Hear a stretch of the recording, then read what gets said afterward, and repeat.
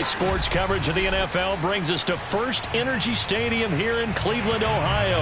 This was the scene a few minutes ago. The dog pound in full roar as their Browns emerge from their tunnel. They're ready to go as they get set to match up with the Washington football team. The kickoff team on the field now as they will send this one away. From his end zone, it's Demetric Felton.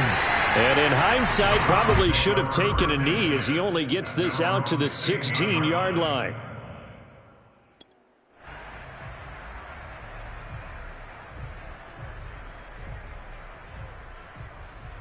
So the ball down to the 16 here for 1st and 10.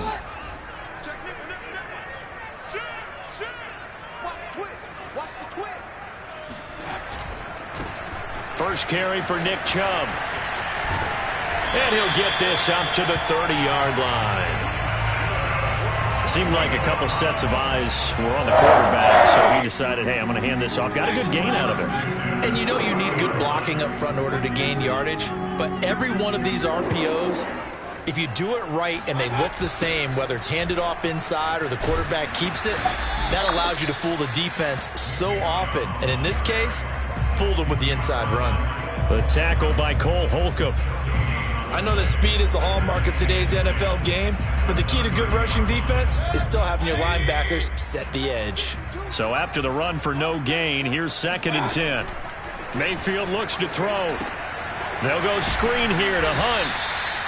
He'll get only 3 there, so it leaves him with a 3rd and 7 ahead. So, Charles, first drive here, little safe completion underneath, maybe get some rhythm, get your feet wet, so to speak. I agree, and I like it because it's a lot like a basketball game when you're getting started and you pass the ball around so everyone touches it early and gets involved in the game.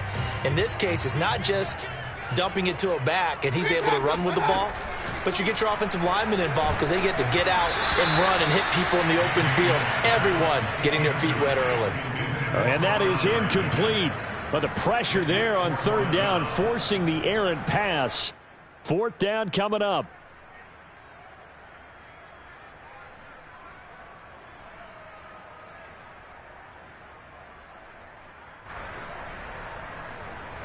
And look at this. They're keeping the punter on the sideline. They're going to go for it here on the opening drive. They're indeed going. It's Mayfield. Got a man. That's Rashard Higgins. And he'll be taken down, but not before he gets into enemy territory. In Washington territory now. Here's 1st and 10 at the 49-yard line. A first carry now for Kareem Hunt. And not a whole lot of room to operate there on the 1st down run. He gets maybe 3. Well, that's just a pile of bodies there, and that's when you kind of find out who's a tough guy, right? Who can stand up and make a play. It was only a 3-yard run, but for both sides, they had to walk away from that feeling like, okay, I can stand up when the going gets tough in here. So 5 yards here, 5 on the play, and they're going to face a 3rd down.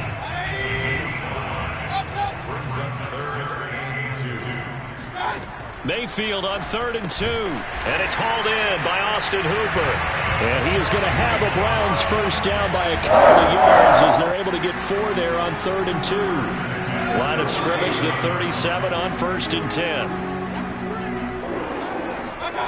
To throw, Mayfield. This one hauled in. Again, it's Hooper. And he's got some space here. And he's out of bounds. Almost gets to the 10. When you get a big tight end like this, sometimes it takes more than one man to bring him down. Oftentimes, your best bet, just jump on and hold on and wait for your teammates to arrive to help get him on the ground. And he can't quite get there. Tackled down at the 1. The impressive opening drive continues and just space being created by those guys up front. We're seeing this the same way, aren't we? We are seeing an offensive line as this game gets started, as it starts to unfold, that they are dominating the line of scrimmage. A terrific opening drive has them knocking on the door. 1st and goal. They'll give it to Chubb. And he's in. Touchdown, Browns. Nick Chubb taking it in from a yard out. And the Browns take it right down the field and score on the opening drive. Extra point by McLaughlin is up and good. And that makes the score 7-0. Following the touchdown, here's McLaughlin to kick off.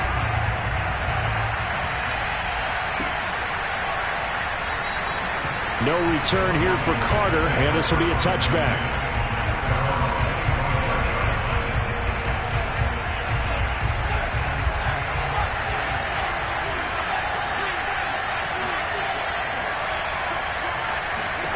Heineke on first down. Eluding the pressure right. And he wisely will throw that one away. Charles, already trailing by touchdown early. This offense, how imperative is it for them to get points out of this drive? Well, they feel like they have to go ahead and match because of what was already on the board against their defense. But I think even more so, you just want to avoid 3 and outs. You want to be able to stay on the field. Oh, that's into double coverage and intercepted. Picked by Ronnie Harrison. Well, when I looked down, he was kind of shaking his head right after he threw that pass. What did you see? Well, from a defense's perspective, anytime you have your eyes back towards the quarterback, you're in a position to make a play on the ball, whether it's a big-time play by you or an overthrow by the quarterback. You have a much better opportunity. Now a throw to the end zone on first down, but it winds up incomplete. And to put it mildly, this is a tough spot defensively. They have to come right back out and defend their red zone. But how about that good first step towards forcing them to settle for at least 3 points? I think they're also thinking bigger right now. Imagine being able to stop them totally and change the momentum. Calling no gain on the run there, and now they'll be looking at a third down. After 7-0 on EA Sports. The chance of wasting this great starting field position, a real threat. This is 3rd and long. Going out wide, finds Chubb. And he couldn't quite get there. Tackled down at the 1. That's a letdown defensively because they had him stacked up 3rd and long, and you know their thought process had to be just make the tackle in front of the sticks and force the throw. And he is into the end zone. Touchdown, Cleveland. It's a 1-yard touchdown run for Nick Chubb. And the Browns add on to their lead. Extra point by McLaughlin is up and good. And that'll make the score 14-0. Following the touchdown, here's McLaughlin to kick off. From his end zone, here comes Carter. And ultimately cannot get this out to the 25-yard line as he's dropped at the 23. Out there set and ready for this next drive, the Washington offense. And following the interception, we'll see what they can put together on this drive. I can hear my old college coach right now. He always used to tell us before every game, the team making the fewest mistakes will win. What they're hoping is that last mistake is their only one of the game. Coaches, that's all they talk about, turnovers, right? Minimizing those and maximizing opportunities. From the 29, Heineke. This one complete to Curtis Samuel. And he'll be out of bounds right at the 40. When you're struggling on offense, you're looking for anything possible to get you going. Sometimes you do it like basketball teams that don't normally press. You put a press on, bring people to life, make them move a little bit quicker. Maybe that'll help them as they head towards the half. And he's left with no option here but to throw it away. To this point, I've been impressed with the work defensively. They have not allowed a lot of receivers to run free. And there's another example, another incompletion. A run here for J.D. McKissick. Gets past one man. And able to rip off a big chunk of yardage before being dropped inside the 40. So a 1st and 10 upcoming from Browns territory now at the 38. And he'll work this forward for about 3 at 2nd down. 3 yards on that last carry. Here's 2nd and 7.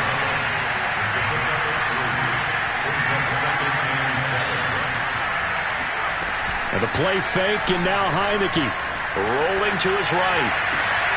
And this is caught. It's Brown. And he gets it all the way down inside the 10 and mark him at the 5. Now the Browns will use the first of their 3 timeouts. They'll have 2 remaining as we step aside here in this 2nd quarter.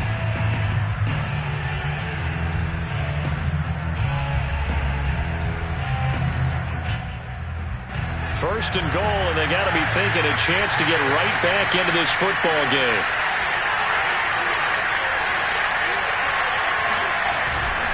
They'll run with Gibson. And the hole closes quickly here. He can fight only to about the 4.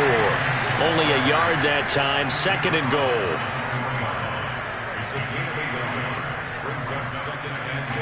2 minutes to play. First half. It's 14-0.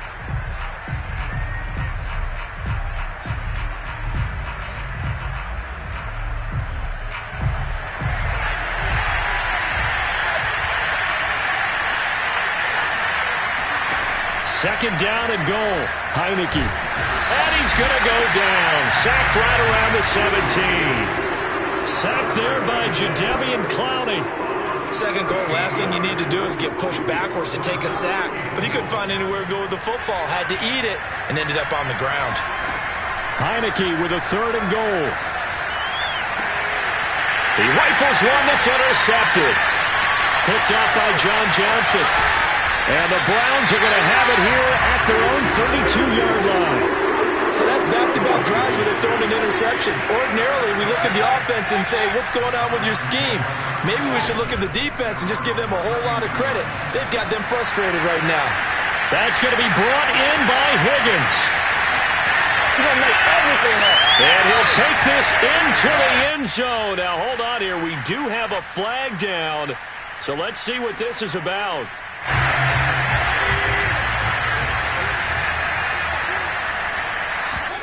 Mayfield to throw it. And that one drops down, incomplete. Good coverage there, forced the ball free, and it's second down.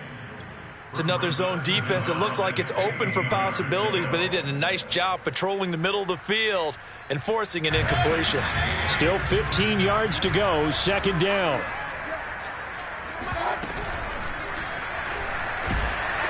And he'll be hit as he releases it, and that'll fall incomplete. In any event, it happened pretty quickly. I'm not sure he made the right decision on that one. I think if he had it to do over again, he would have found a different target downfield. But he made his decision, and that one's incomplete. Looking deep downfield. And that will be incomplete. Well, they weren't scared to let it fly, but it falls to the ground and brings up fourth down. On fourth down, here's Jamie Gillen on to punt. DeAndre Carter back deep.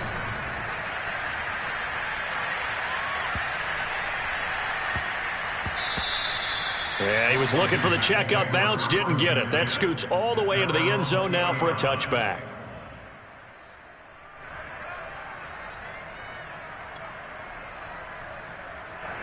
Out there set and ready for this next drive, the Washington offense.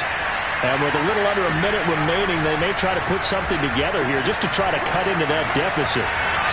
Throwing to start the drive, but that one incomplete. This defense has been very disruptive early on as they force another one to go awry. Seems to be the front and the back end. Pass rush, they've been able to get home, and they're taking the ball away in coverage as well. I love how you put it together. The front and back working in sync, only way to play good defense.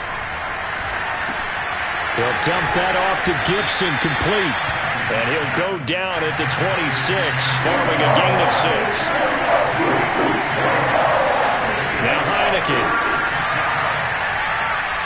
He'll air it out deep for Thomas. And for the third time here in this half, it's intercepted. Picked up by Denzel Ward. An unfortunate sequence there, trying to get points before intermission, but now the interception, and their opponents have a chance to possibly pad their lead.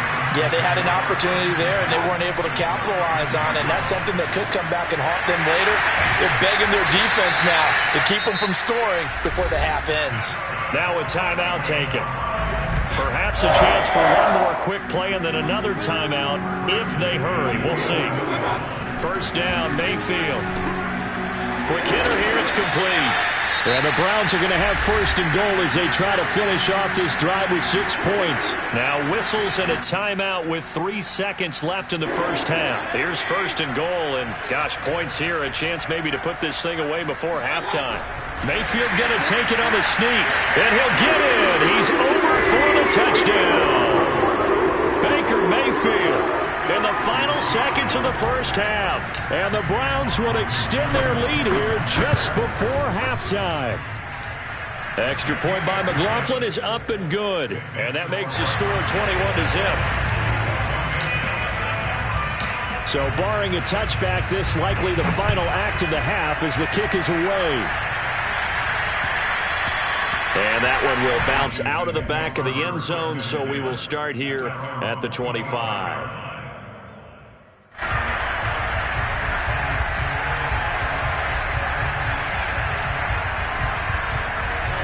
Out there set and ready for this next drive, the Washington offense. And they'll have time for one play. There's 2 seconds on the clock. And for the 4th time tonight, it's an interception. Picked up by Denzel Ward. And he takes this one back into the end zone. And the Browns defense has a touchdown. That pick six extending this lead even further. Boy, it's been a while since I've seen a team struggle this badly in the first half. I think all they want to do is get to the locker room, try and regroup, and come out to start the third quarter. But if things don't improve fast then, I think the backups get a lot of play in the second half. Extra point by McLaughlin is up and good. And that makes the score 28-0. Final adjustments being made for the second half. Whether they'll amount to much in a game that's already pretty well decided, well, that's another question. Nevertheless, let's get you back out to Brandon and Charles. Welcome back. Halftime over. We are ready for quarter number 3 alongside Charles Davis. I'm Brandon Gordon. From his end zone, here comes Carter. Now a hit and a loose football. So a teammate picking him up there, that was nearly disaster. And the way that you coach these things, you want to make sure you have eyes towards the return guy because you want to make sure that the catch is secured. A lot of teams do that. They have at least one guy. Okay, you're responsible for making sure he secures the catch. He's not always the one that makes the recovery, but he can always sound out the alarm. Hey, ball's on the ground. We got to get it. And my goodness, another interception.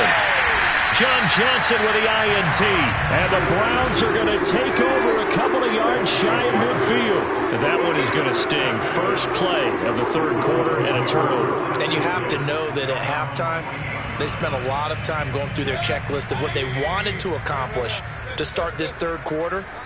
Turning it over like this was not on that list. Not at all. And you come out of the locker room trailing, so that first drive to establish momentum is very key. Crucial. It'll be a gain of 5, and that'll bring up second down. And we see another pitch and catch there to the running back. This position just continues to evolve.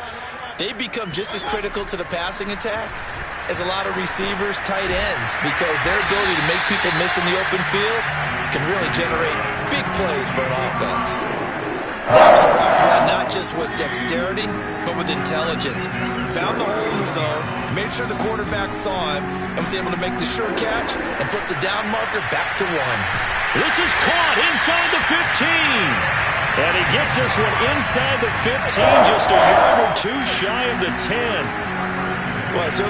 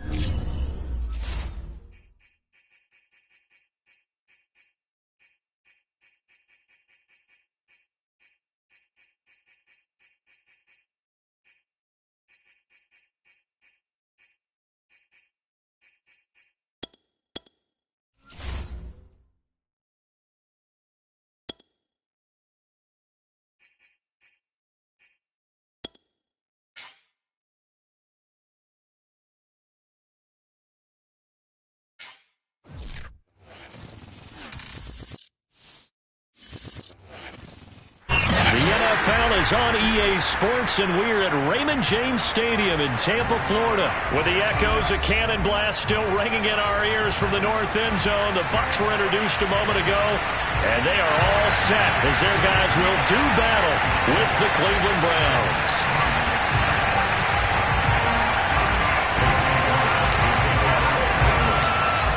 Here's the former Illini kicker, Chase McLaughlin, to get us started. And off we go from Tampa. From a couple yards deep, he'll bring it out of the end zone. And the decision to come out of the end zone is going to cost him 5 yards as he's taken down right at the 20.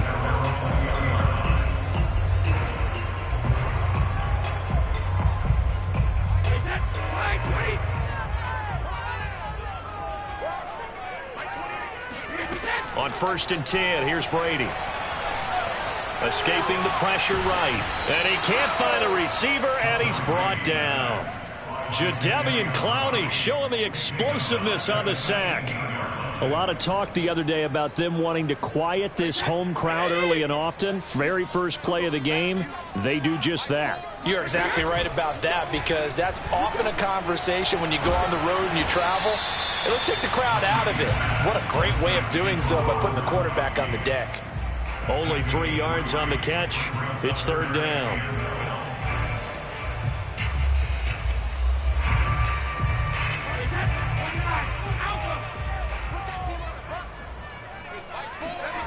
Working from the gun, it's Brady. This one complete to Giovanni Bernard. And he'll get this to the 23, but that'll be well short of what he needed. 5 yards, and that means they come up short as they're going to have to punt here on the opening drive.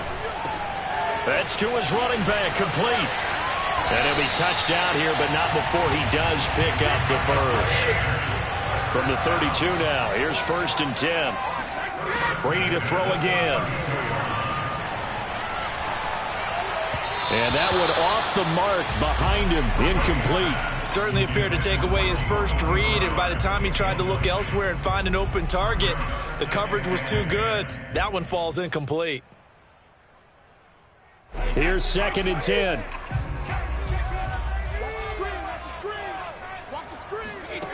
Here's Brady to throw. He's got it complete to Gronkowski. And out of bounds on the other side of midfield at the 45. It's a nice zone breaker right there. Take the tight end, move him out to the slot, then have him run a corner route versus the zone coverage, which means he's going to be behind the shallow coverage and ahead of the deep coverage. Put the ball right on him. Fournette a 1st down carry, but he'll get only a couple before defenders are there to meet him. Oh, that's a real nice job there by the defensive front. They just engaged and held their ground. But how about the guy who made the play? We often talk about whether they take a good first step or not.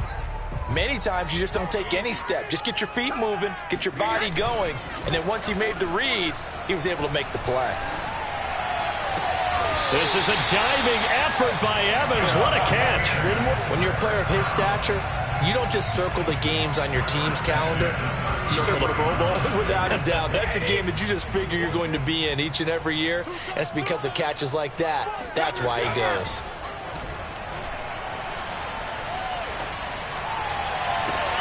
Meanwhile, Brady's throw pulled in by Gronkowski. And he's going to get a solid gain of 9 before being brought down. 2nd and right at a yard. Well, I know from past experience, before you actually play a game, you visualize what's going to happen. And I don't know anyone who doesn't visualize themselves being in the center of what's going on. That's 3 catches for him here in the early going. He's got to like the way this is started. Absolutely. 3 catches on any drive is good. Opening drive, that's a tone setter. They're bringing a lot of pressure here already in the first quarter. Already sacked him once. Now they get in there and knock another one away. You think maybe that Tucker rule being gone makes defenses a lot bolder? Yes, indeed. That time, lucky that the arm was going forward. Incomplete pass. Fakes the give to Fournette. Now Brady. And in for the Buccaneers touchdown. Tom Brady hooking up with Mike Evans there. And the Bucs take the ball down the field and score on their opening drive. On for the point after. Oh, and now they're going to fake it. And this is caught out in the left flat. And he gets in. But no one was expecting a fake there, but they add 2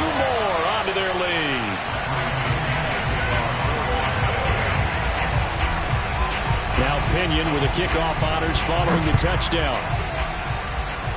And they're going to mark that where it went out of bounds, so really good starting field position up past the 40-yard line.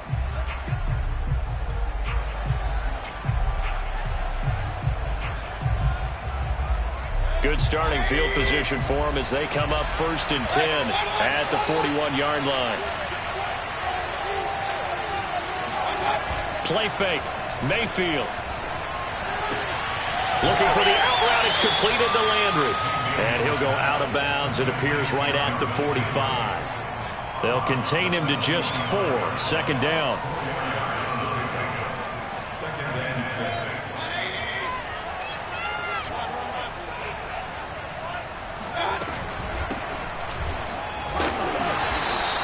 Just a gain of a yard there, and now it'll be 3rd down. Just not a whole lot of room to operate there on that carry. No, not at all. They did a really nice job staying in their proper places and not allowing any lanes to open up.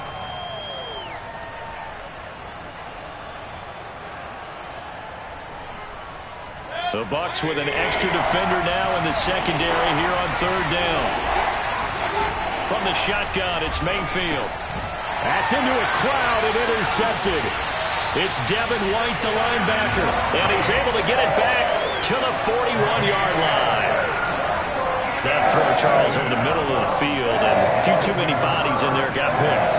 That's a normal situation, too, isn't it? No matter how hard you try and spread the field sometimes, there's always going to be a traffic jam, it feels like, towards the middle. And if there's any type of a missed throw or maybe the ball's tipped or just too many bodies in the area, an interception can result. That throw by Brady incomplete. That was nice work there defensively to force incompletion. Now, even though this drive started in plus territory, they're still not in field goal range yet. So they can work towards another couple of stops and not allowing that turnover to hurt. To throw once more on 2nd and 10. Brady. Past the 20. And they'll have it in the red zone before he crosses over out of bounds. Someone sharp in this game. I mean, a touchdown pass in the first drive. He comes right back, and he's flinging it around really well here. A really nice throw there to pick up the 1st down. You kind of just feel a laser focus and confidence about him, and I think we saw that this week, didn't we? Talking to him and the coaches, they felt good about his performance coming up. Yeah, I was really impressed with that last practice we saw when they went through 2-minute drill, when they went through all the different situations. Ball hardly hit the ground, and I thought, yeah, he might be locked in for this one. I like the thought process there. They connected on a big play, and sometimes you find the defense vulnerable. So they went for the bigger shot, went for it all on that one. This time, they were ready for it. 2nd and 10.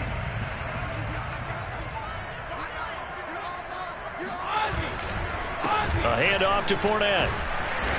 And they get to him quickly here as he stopped right around the 13. He'll get only 3 there, so it leaves him with a 3rd and 7 ahead. Pretty good little 2-play sequence there. You force the incompletion, then a very short pickup. Yeah, now maybe you bring in an extra defensive back or 2 because you want to try and defend on 3rd down. They like to play those nickel or sub packages, don't they? Throwing is Brady on 3rd down. And that nearly intercepted. Boy, for a guy known for his hands defensively, that's a ball he probably thinks he should have come up with. But instead, it's 4th down.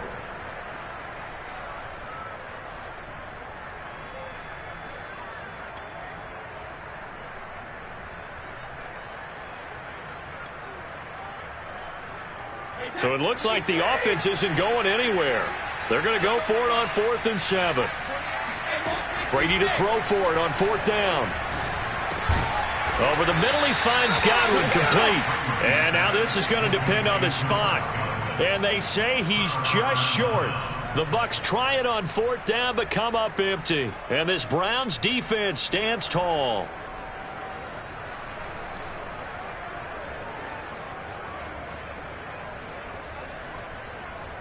The Browns drive about to get started.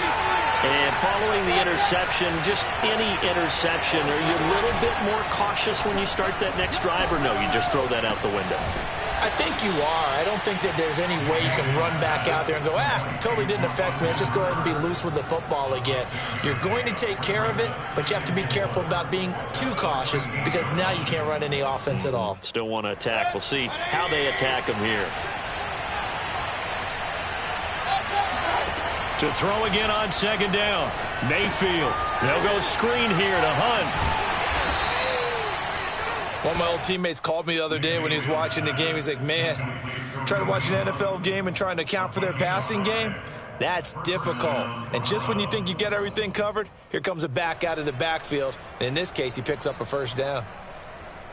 So from inside the 20, here's 1st and 10 at the 18. Throwing, Mayfield. No gain there on the completion, 2nd and 10.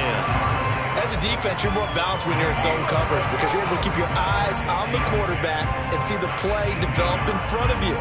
You're able to keep the quick pass in front of them and stop it right at the line of scrimmage. Play action now. Here's Mayfield. And finding the tight end Hooper. 9 yards, and that leaves him just short, so it'll be 3rd and less than a yard. Brandon, perfect defense in this situation would have meant that there was an incompletion. They would have picked it off. Okay, so they gave up the completion. But I really enjoyed watching how the defense stayed in sync, stayed in great communication. And as he dragged across each zone, you see him pointing, communicating. There he is, and they passed him off to each defender. Ended up making a nice play, even though it was complete.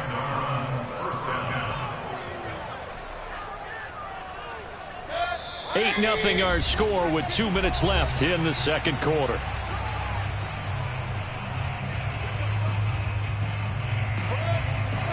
A reminder that when halftime rolls around, Jonathan Coachman will have all the highlights and analysis of this first half of play from our studios in Orlando. And a dangerous throw there as that's knocked down and incomplete. They've given up a few first downs on this drive, but getting the incompletion there, that should give them something to build on and maybe turn the tide. Oh, that's into a sea of bodies, and it's intercepted. Picked off at the 30. And nearly a touchdown as they finally stop him down at about the 3-yard line. What a play. The big man comes up with the interception. Puts together, Charles, a nice little return, too. Yeah, he's not going to make anybody forget Darrell Green or Rod Woodson, but look at him lug that thing. He decided it was his. A lot of people might have thought about lateraling it there. No shot. Trying to take it the distance. And he goes backwards on this one, losing yardage to the 7. It'll go as a loss on the play. Not what you need down here. It's going to be 2nd and goal.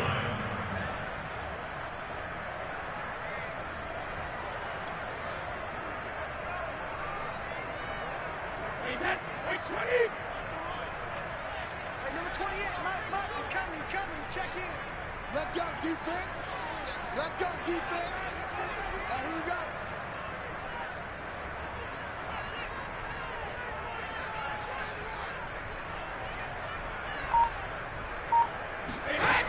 From the gun, it's Brady.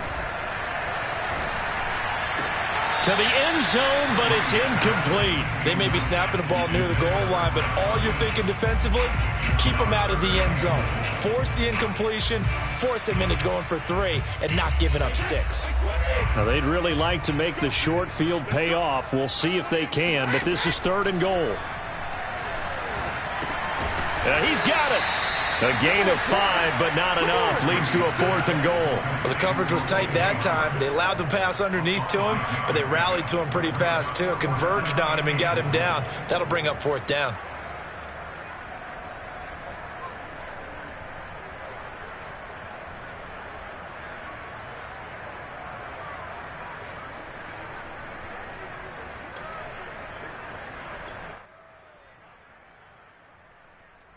A field goal would make it a 2-score game, but they're going to go aggressive. They're going to try this thing on 4th and goal.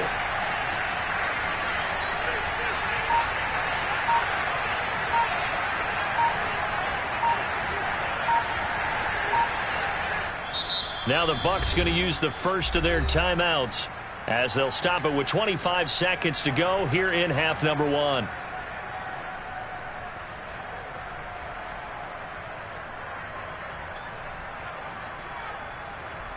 A field goal would make it a 2-score game, but they're going to go aggressive. They're going to try this thing on 4th and goal. They'll go for it. It's Brady. And it's incomplete. They cannot convert. and they turn it over. They're turned away on 4th and goal. And the Browns are able to come up with a goal line stand. The Browns drive about to get started.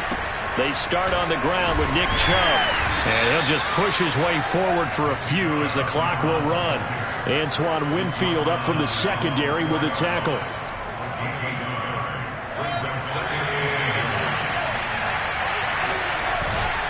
Second down, here's Chubb again. And from the 4, they get it to the 8 on a pickup of 4.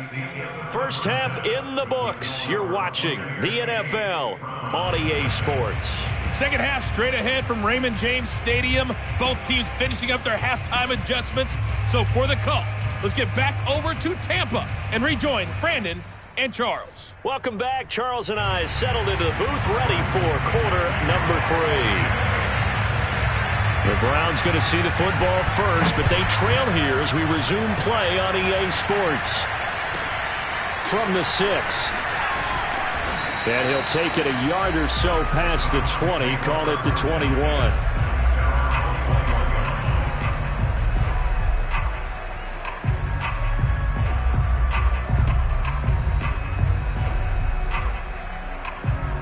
The Browns drive about to get started. It's been a tight game to this point. What do they need to do, Charles, to break through in the second half and take the lead? Well, I think the first thing they need to do is thank their defense for keeping them in this game. And, you know, I think the defense is saying back to them, why don't you guys focus on getting some first downs, putting some drives together, give us a little bit of a break here.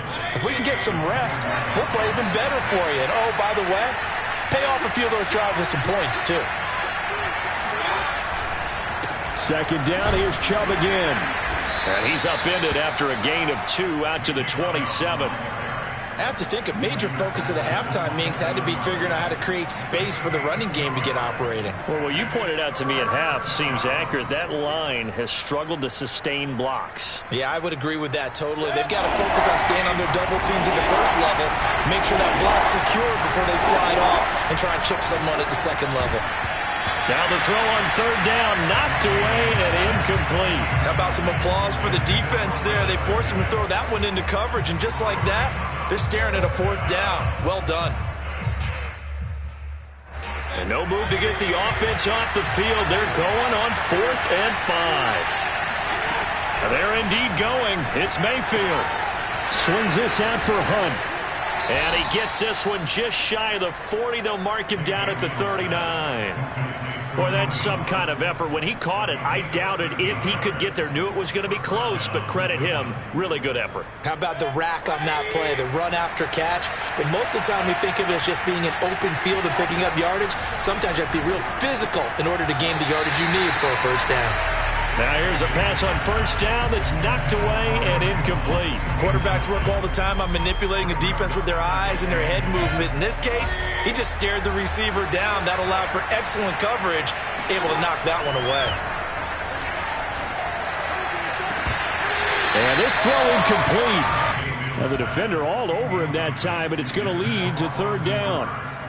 Another attempt, another incompletion, and when I look at the scoreboard and where we are in this game, it comes to mind that they have to start getting the ball in the hands of their playmakers. Throw it to the guys that maybe can take a short pass and turn it into a long gain or make people miss downfield. They've got to have points, and the guys who can put the ball in the end zone, they're the ones that need to touch the ball.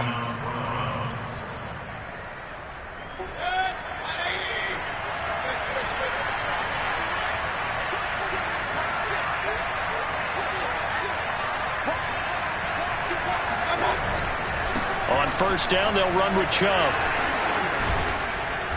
And he'll be brought down, it looks like right at the 40. It's another 10 yards on that one and another first down. Options galore here, second and a few inches.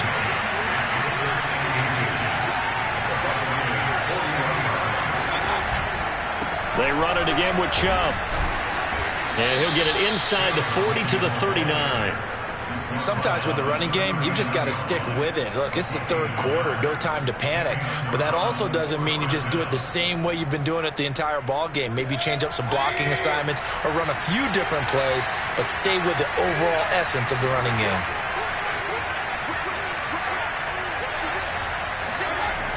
coming right. This is Chubb on the toss. And this has been a familiar sight all afternoon as they stop him behind the line. He'll lose a yard there, and it's 2nd and 11. This defense is just flat getting after it. They have not given up much of anything in the run game. Case in point right there.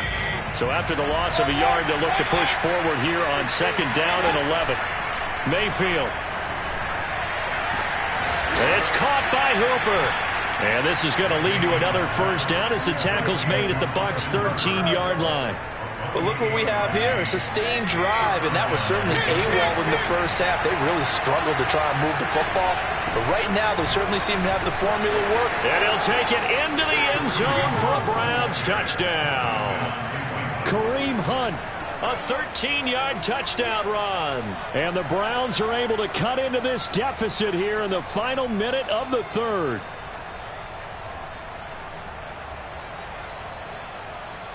Kevin Stefanski going to leave the offense out to go for 2.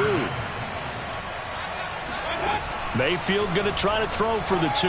That's caught at the 2. And he'll get into the end zone as the 2-point conversion is successful.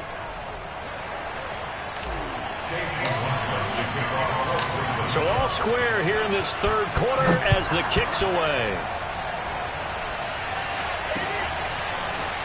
And here comes a return from just beyond the goal line. And he'll be stopped right around where he would have been had he gone down to a knee, maybe a yard shy of there at the 24.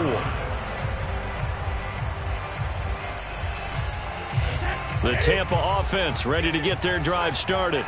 Their halftime lead now evaporated. We're back to level following that touchdown a moment ago. And that shouldn't change the mindset a whole lot from an offensive perspective because they already knew this was going to be a hard-fought game. Now they just need to go out, execute their game plan, and keep moving. Brady now on first down. Throwing the out route incomplete. It's Evans. And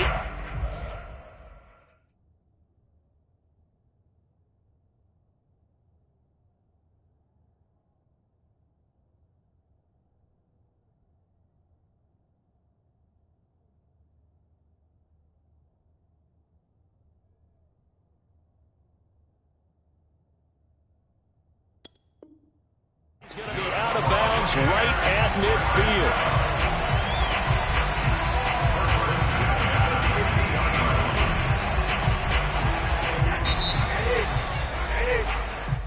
That's the end of the third quarter with the score.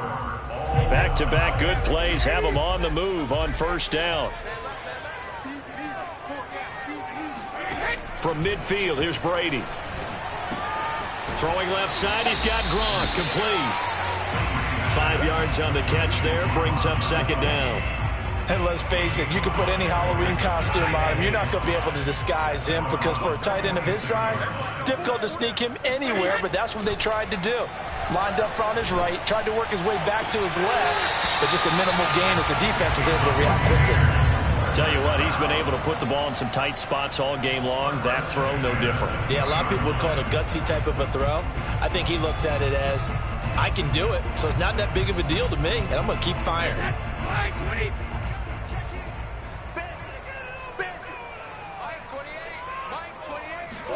Into the red zone, it's Brady.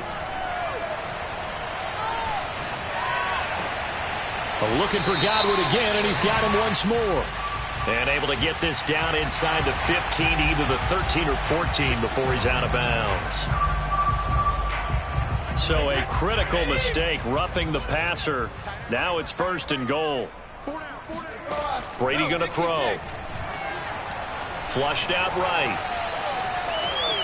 And he's into the end zone. Touchdown, Buccaneers.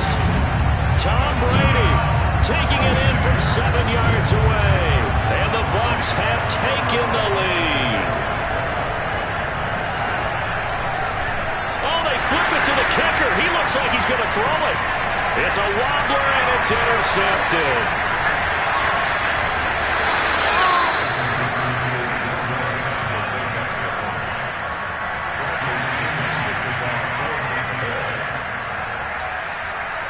And following the touchdown now, it's Bradley Pinion on to kick this one away. Takes it at the 7. Oh, a good return up past the 30.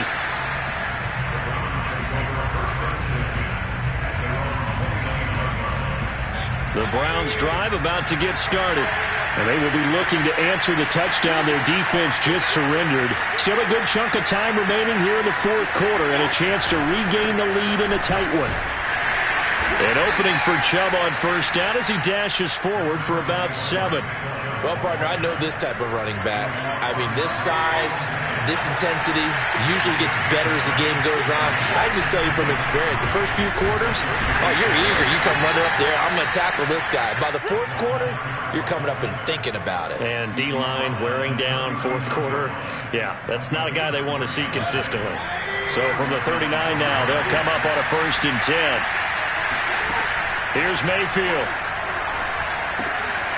Gets this to Kareem Hunt, his running back. And taking it across midfield and just shy of the 40. And here we are in the fourth quarter, partner, and watch them drive for what would be a go-ahead touchdown.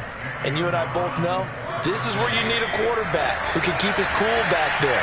Not just for himself, but to keep the rest of the team relaxed too. They run on first down, but it only produces a gain of 2. It's 2nd down now. Certainly a nice job there by the defense rallying to the football and getting him on the ground, but I think the play gets made by the defensive front because if they can't get upfield, their job is to go ahead and get low, almost get into a ball sometimes, stack things up, and make it difficult for the runner to find a hole. Fourth quarter, down to the final 2 minutes, and we've got a one-score game.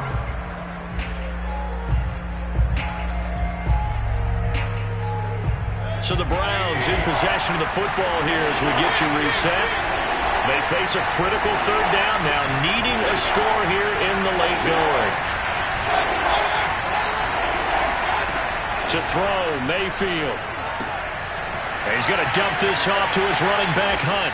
And this is going to lead to another 1st down as the tackle's made at the Bucs' 20-yard line. And now all of a sudden the shoe's kind of on the other foot. Maybe you pull the reins back here a bit? Yeah, a little bit because you got to make sure that you don't score too quickly. Mayfield. Over the middle and into the hands of his receiver Landry. And he's tackled a yard short of the marker. Good gain of 9 on 1st down. Brandon, it's okay what they're doing right now. Still able to work the middle of the field, but you know sooner or later they're going to have to stop the clock. And he's going to be met at the line of scrimmage and taken down. No gain on the play, and now they're faced with a 3rd and 1. As usual, the hallmark of a good run defense, linebackers making plays near the line of scrimmage. Absolutely nowhere to run there. And he will have the 1st down inside the 10 to the 9-yard line. They pick it up on 3rd and 1 on the quarterback sneak, and that's not easily done because there are extra bodies in there on the defensive side, and they're moving forward at the snap. Yeah, I was certainly expecting a handoff, weren't you? Yeah, I took. And he is in as they have tied it late here in the final minute of the fourth quarter. Now they can boot it through on the always important extra point, and then their defense has to hold up their end of the bargain. And there's something that you've pointed out in numerous games that we've worked. Okay, the excitement's going on. Everyone's celebrating over there. Who's calling up the defense to make sure they're focused because they still have some work to do? Following the touchdown, here's McLaughlin to kick off. And that one will bounce out of the back of the end zone, so we will start here at the 25.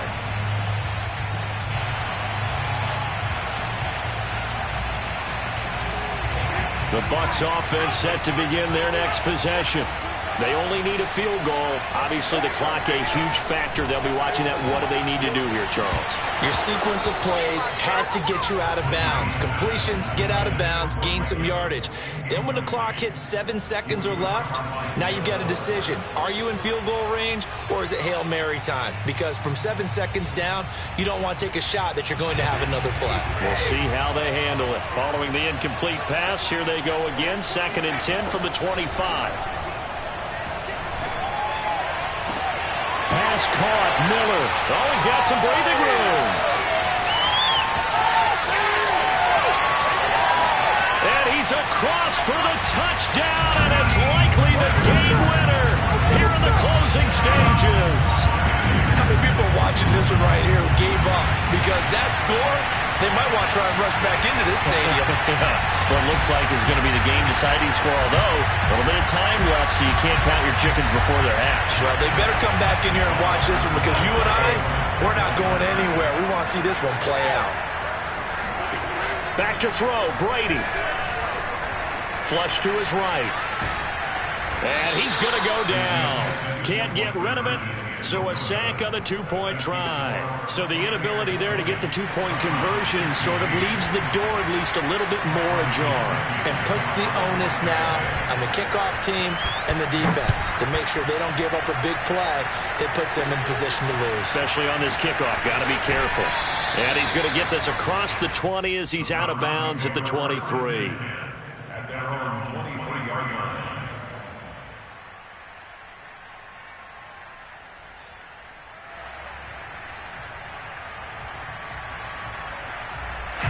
The Browns drive about to get started.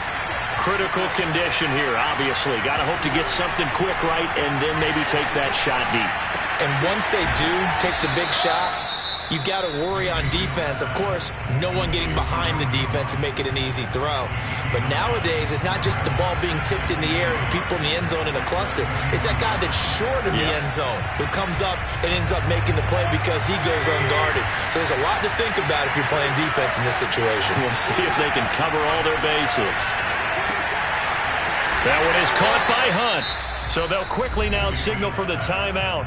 And it's definitely not looking good, but at least they'll have one final play to hope for that miracle and get him in the end zone. Mayfield. And a big loss here as he's taken down. So they'll quickly now signal for the timeout. And it's definitely not looking good, but at least they'll have one final play to hope for that miracle and get him in the end zone. One last shot for Mayfield here. Now a desperation throw deep downfield. And Mayfield again with the interception, his third. Picked up by Andrew Adams.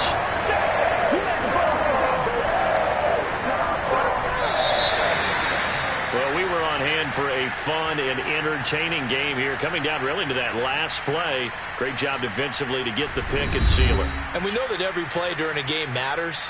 You're never sure which one's going to be one of the key ones. But at the end of the game, when you analyze it, 3, 4, 5 plays are going to be the ones you focus on.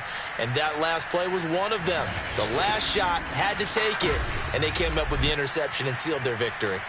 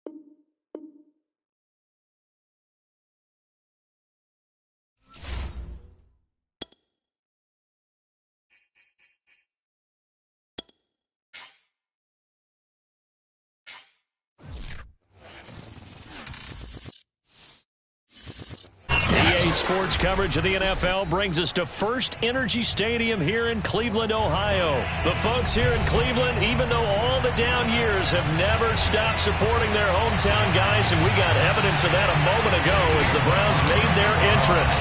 They are ready to do battle with the Buffalo Bills. And that'll carry over the back line of the end zone for a touchback.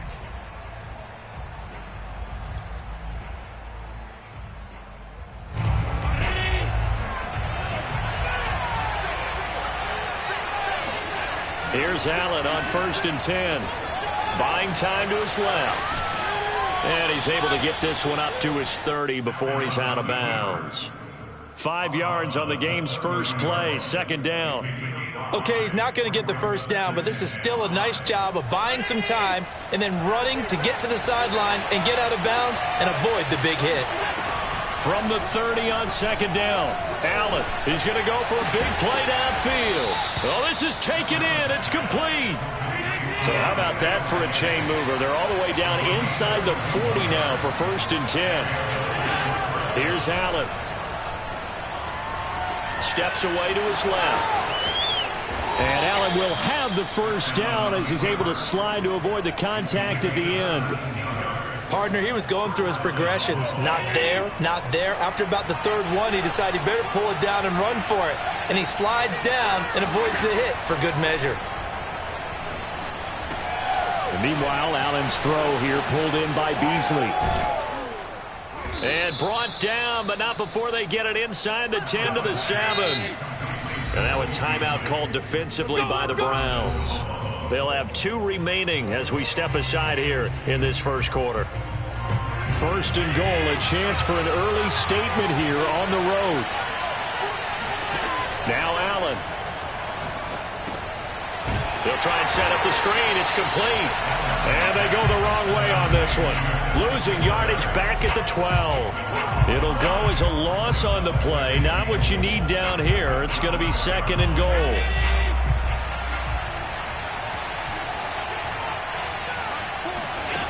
Allen now looks to throw. And this is going to be intercepted. Troy Hill picks it. And the Browns are going to get the football here as they force the INT on the game's opening drive. That right there is the inauspicious start that they were hoping to avoid. A turnover on the first possession. I love how you use those college-bound words like that, inauspicious. Well done. I really appreciate that. But here's the thing for me. I'm just wondering if their game plan is incorrect. You know, I think they felt like they could come in and throw it around pretty well. That interception early, they may rethink how they go about attacking. A first carry now for Nick Chubb. They'll try to get forward, but he's going to be stopped in his tracks at about the 3. Tackle made there by Matt Milano. Really shouldn't be a surprise. It's going to be hard to move people in this situation. You know they're going to bring the pressure defensively. Because I remember playing in these spots, and my coaches always say, don't be afraid to try and create a safety, too. They're going to bring pressure.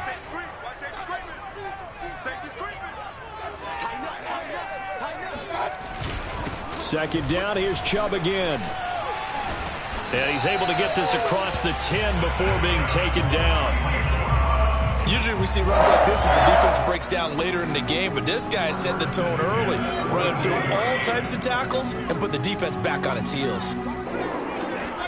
They go play action. Mayfield. Got a man, that's Rashard Higgins. And he's dropped just shy of the 25 at the 24. I think that's a big pickup for a first down because when you run a drag route against zone, you're sometimes asking for trouble because you might run into a defender. Yeah, well, there they ran into a first down. Executed it to perfection. Tremaine Edmonds there to bring him down. A quick burst there, and he nicely bit off a pretty decent gain. The first down run got 5. Here's 2nd and 5.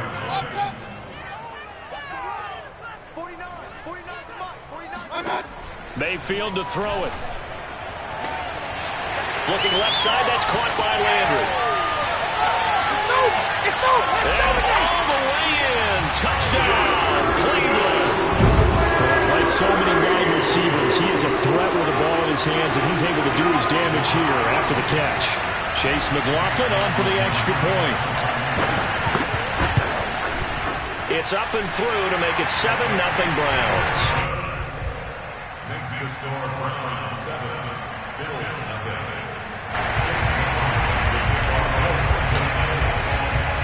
Following the touchdown, here's McLaughlin to kick off. From his end zone, Isaiah McKenzie. And he returns this to the 22.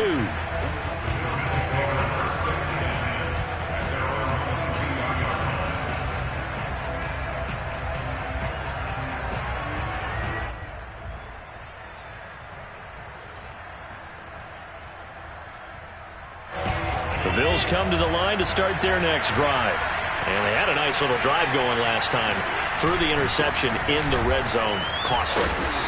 Bad enough to throw it anywhere, but that drives coaches insane when they're thinking about, hey, we got a shot at points already. We're already in a spot where you're thinking you got 3 on the board for sure, and to come away with nothing, that's a really tough one for them to swallow. Yeah, will they make up for it? After 7-0 on EA Sports.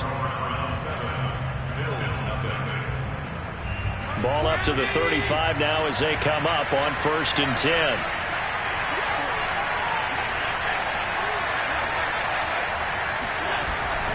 Allen going to give this one to Singletary. Credit him with a 1-yard gain there to make it 2nd and 9. Throwing now is Allen. Out to the left, he's got his tight end Knox.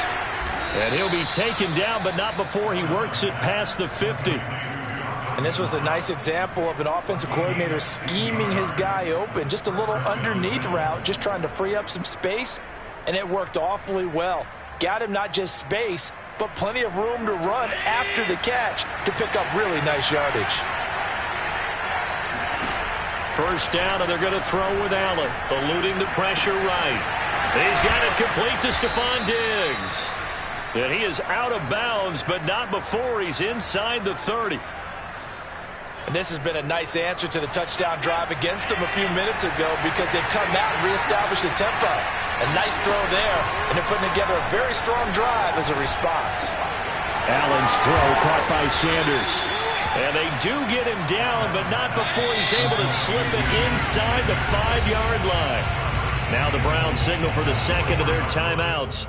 So as they take it over, we step aside.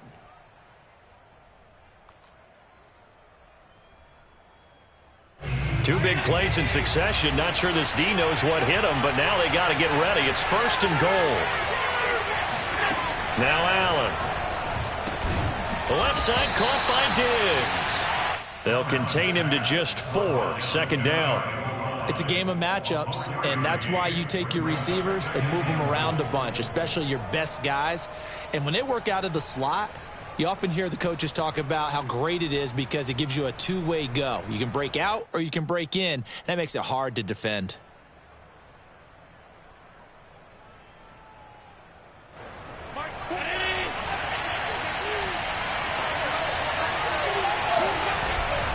And they'll let the fullback try and take him home. And he'll take it into the end zone for a Buffalo touchdown. A great play there. Taking it in. And the Bills are an extra point away from tying the football game. Now for the point after.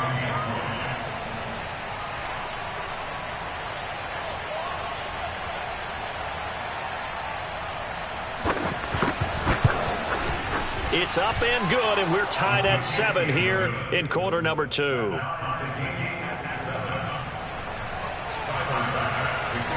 So all even at 7 now as they kick it away. And this will be a touchback as that sails over the end line.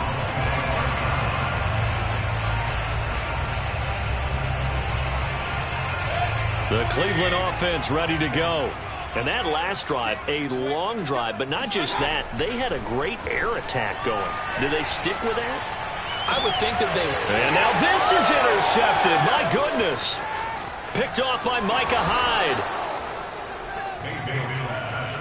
And that's a great example of ball skills right there, partner. You and I do a lot of games, and I can't tell you how many guys look to run with the football before they've intercepted it. So that's a nice job of focusing on the task at hand and coming away with the interception. Touchdown, Bills! Dawson Knox, a touchdown grab from Josh Allen. And the Bills have taken the lead. Tyler Bass now for the point after. Now the Bills are going to use the first of their timeouts. They'll have 2 remaining as we step aside here in this second quarter. Oh, he missed the PAT. No good on the extra point, so a letdown there. And this will stay a 6-point ball game.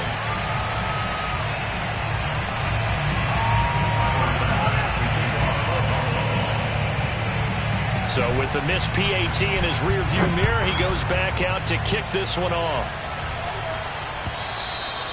And they will not get a chance to return this one as it's through the end zone for a touchback.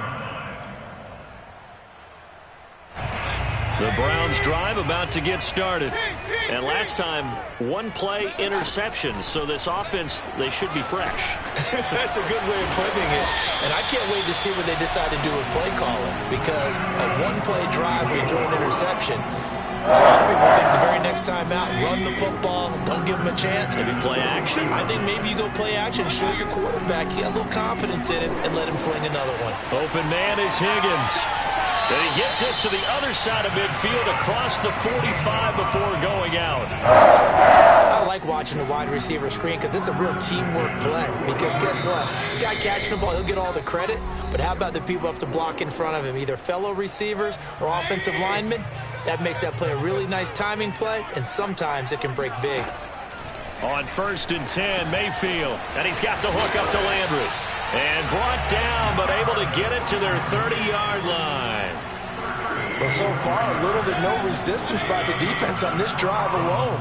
3 passes, 3 completions, 3 first downs. They're taking it to him, and it's paying off.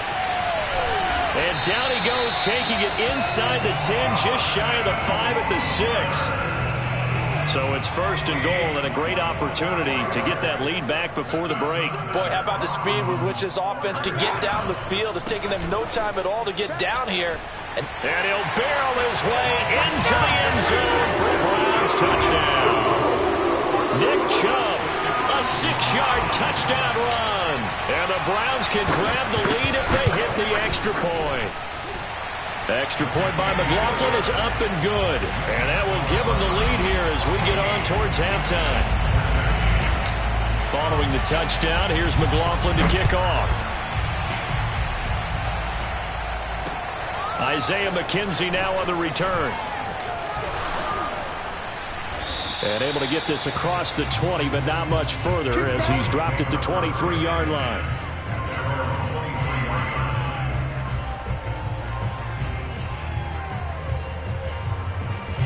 The Bills come to the line to start their next drive. And with a little under a minute to play, they may be looking to pick up some yardage here, maybe try and come up with a field goal to seize the lead before intermission. And now this is intercepted. My goodness. Picked off by John Johnson. And to the 40-yard line, that's where the return stops. That was just one of those interceptions from our perspective here. We got a good view at the 50-yard line mid-level that quarterback and receiver were not on the same page. Just by his reaction, I'm talking about the quarterback, he expected something different from his receiver, whether he expected him to break in, out, deeper, shorter. They'll determine that on the sideline. But bottom line, you could see that he thought he'd be in a different spot, except the defender was not his intended target.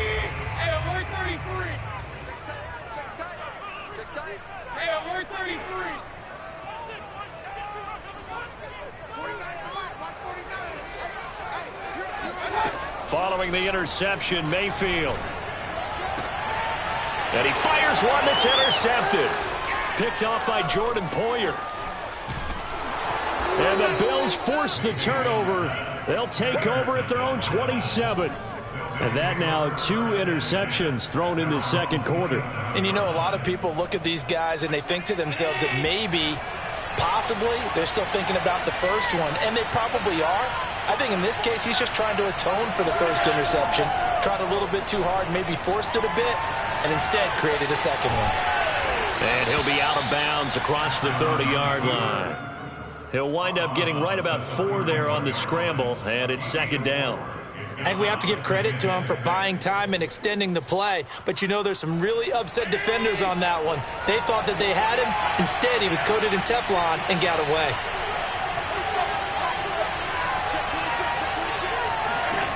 Looking to throw again on second down. Allen escaping the pressure right. He's got the hook up with Diggs. And they bring him to the ground just shy of midfield. Now the Bills will use the second of their timeouts as they'll stop it with 25 seconds to go here in half number 1.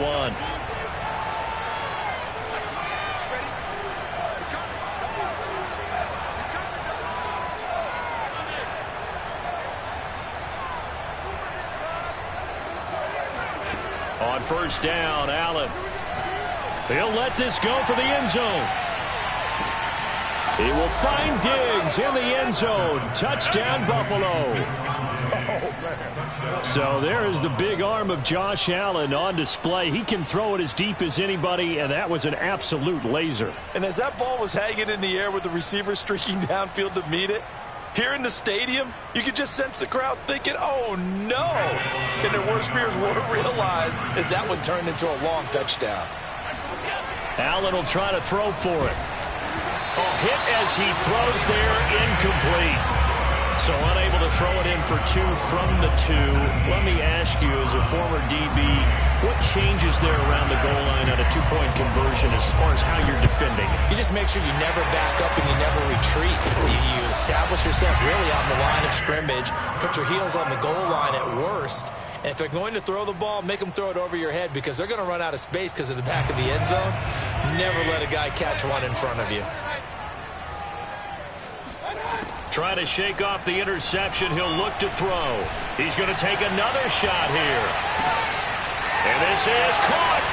And all the way in. Touchdown, Cleveland. Donovan Peoples-Jones in the final seconds of the first half. And once again, the Browns are back in front. Extra point by McLaughlin is up and good. And the lead is now 2.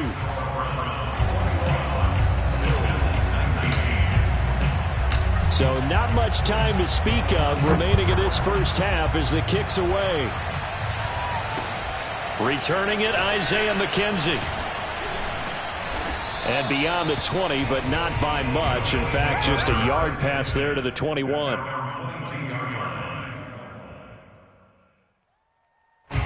The Bills come to the line to start their next drive. And only 6 seconds on the clock, so time likely for just one play. And he'll get this up over the 25 and the 26. And with just 1 second remaining in the first half, they'll call the timeout. Now a second down and 6.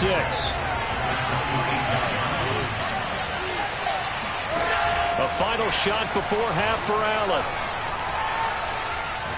He'll let this thing go for Sanders. And Allen going to be intercepted for the 3rd time. Picked off by Grant Delpit, and he will be brought down on what will be the final play of this first half. Time for a break. We've hit halftime. 2 quarters down, 2 still remain. We step aside. This is the NFL on EA Sports. And we welcome you back live now inside the booth alongside Charles Davis. I'm Brandon Gaudin, set and ready to rock for the 3rd quarter. The Browns are going to get the second half kickoff, and they've got this lead as well as we are back and underway. A very interesting call and one that backfires. I know they're losing, Charles, but boy, to start the second half with the onside kick, risky. Felt like a sense of urgency from their side, coupled with, you and I both know the special teams coordinators. They sell their key plays each and every week to the head coach, don't they? And I'll guarantee you he's been selling this one. We can get it, coach. We can get it. And that came together with that sense of urgency you talked about. Throwing on first down, but this one winds up to be incomplete. After the incomplete pass, here now is 2nd and 10. 49 the mic, watch 49. They're going to need some therapy after this. Check, check. 133. Shit. They toss it left side to Chubb. And this play will be blown up. He'll lose yardage back at the 38. It'll go as a loss of a yard, so now they deal with 3rd and 11. And plays like that are exactly what this defense needs here early in the second half to give it a little spark. I think their halftime adjustments, what they talked about, maybe it was just a little inspirational speech. Who knows? But looks like they're ready to go. On 3rd down, Mayfield. They'll go screen here to Hunt. Stays on his feet, and he is out of bounds inside the 30. They'll get 10 there, but it leaves them just short for 4th down. Well, don't tell any defensive coordinator I played for, but that might be considered a win for both teams because defensively they stopped them short and forced the 4th down. But offensively, they picked up enough yards to give their kicker a better shot if that's what they want to do. And when you do call quarterback sneak, you don't mind if your quarterback's a little bit on the vertically challenged side, do you? Because he's just going to hide behind his big guys up front and be able to surge forward and pick up the 1st down. Chubb with a 1st down carry as he'll get about 3 out of it. Make it 2nd and 7 coming up. In the first half, he was held in check on the ground, but despite that lack of production, they still have the lead. And they've got to feel fortunate about that. If they could actually get production from their lead horse, that would help open up this offense and widen this margin, too.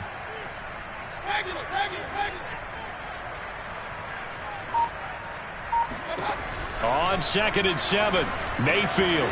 It's caught over the middle. Hooper. And they will eventually get him down, but he's inside the 5 all the way to the 3. They've got 3 tight ends here on 1st and goal to add some extra mass.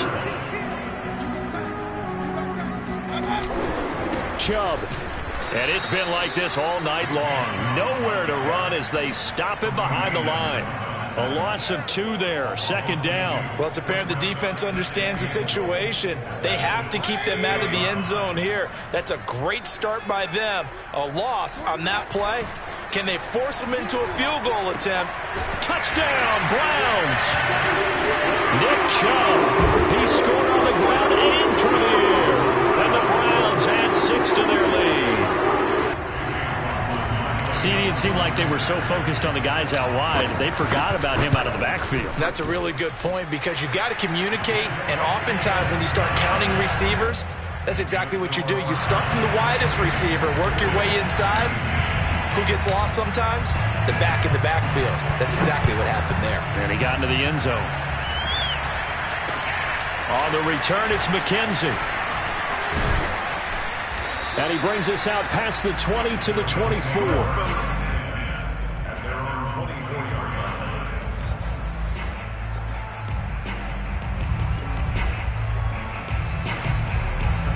The Bills come to the line to start their next drive. Now, we have seen a lot on the scoreboard here in this quarter. So sometimes you talk to me about tendency breakers on offense. These defenses struggling. Are there tendency breakers on defense? All defensive coordinators keep something in their hip pocket for these types of situations. What can we do to slow down the onslaught?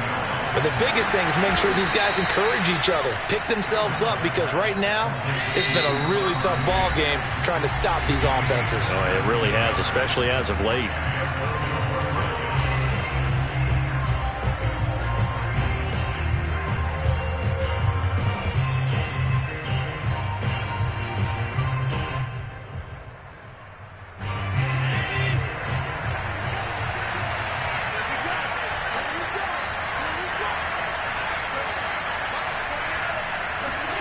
Throwing on 1st down is Allen. Flushed out right. And he'll be brought down at the 48-yard line. He'll get 5 out of the scramble. It's 2nd down. The best quarterbacks that ever played the game all wanted to blend in with their teammates and be one of the guys. But sometimes you got to take modesty and put it aside. You're the franchise quarterback, the face of the team, and the guy that leads them to victory. You have to get down and protect yourself. And the ball comes out, but this will fortunately wind up out of bounds. You can almost see inside his face mask there the look of relief. He coughed it up, but it goes out of bounds. They keep it. Someone carrying around the lucky horseshoe, aren't they? If I were him, I'd go out and play the lottery after that one. A very fortunate man. And they're operating in plus territory here. They're thinking points. Definitely don't want to lose the football at this juncture.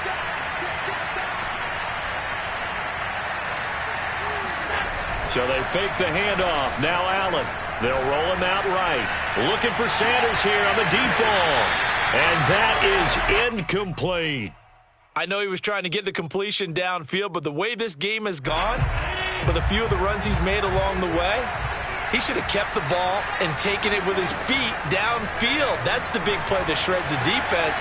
Instead, he thought to himself, I'm a quarterback. I've got to throw it. He bailed out the defense with that incompletion.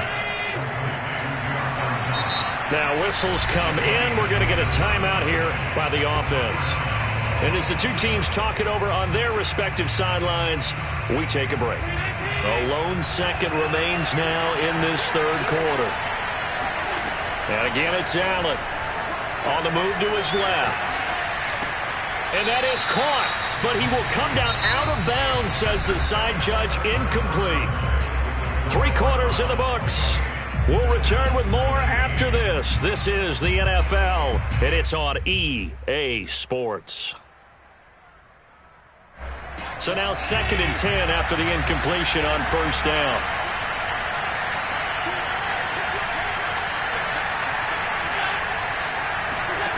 From the gun, it's Allen.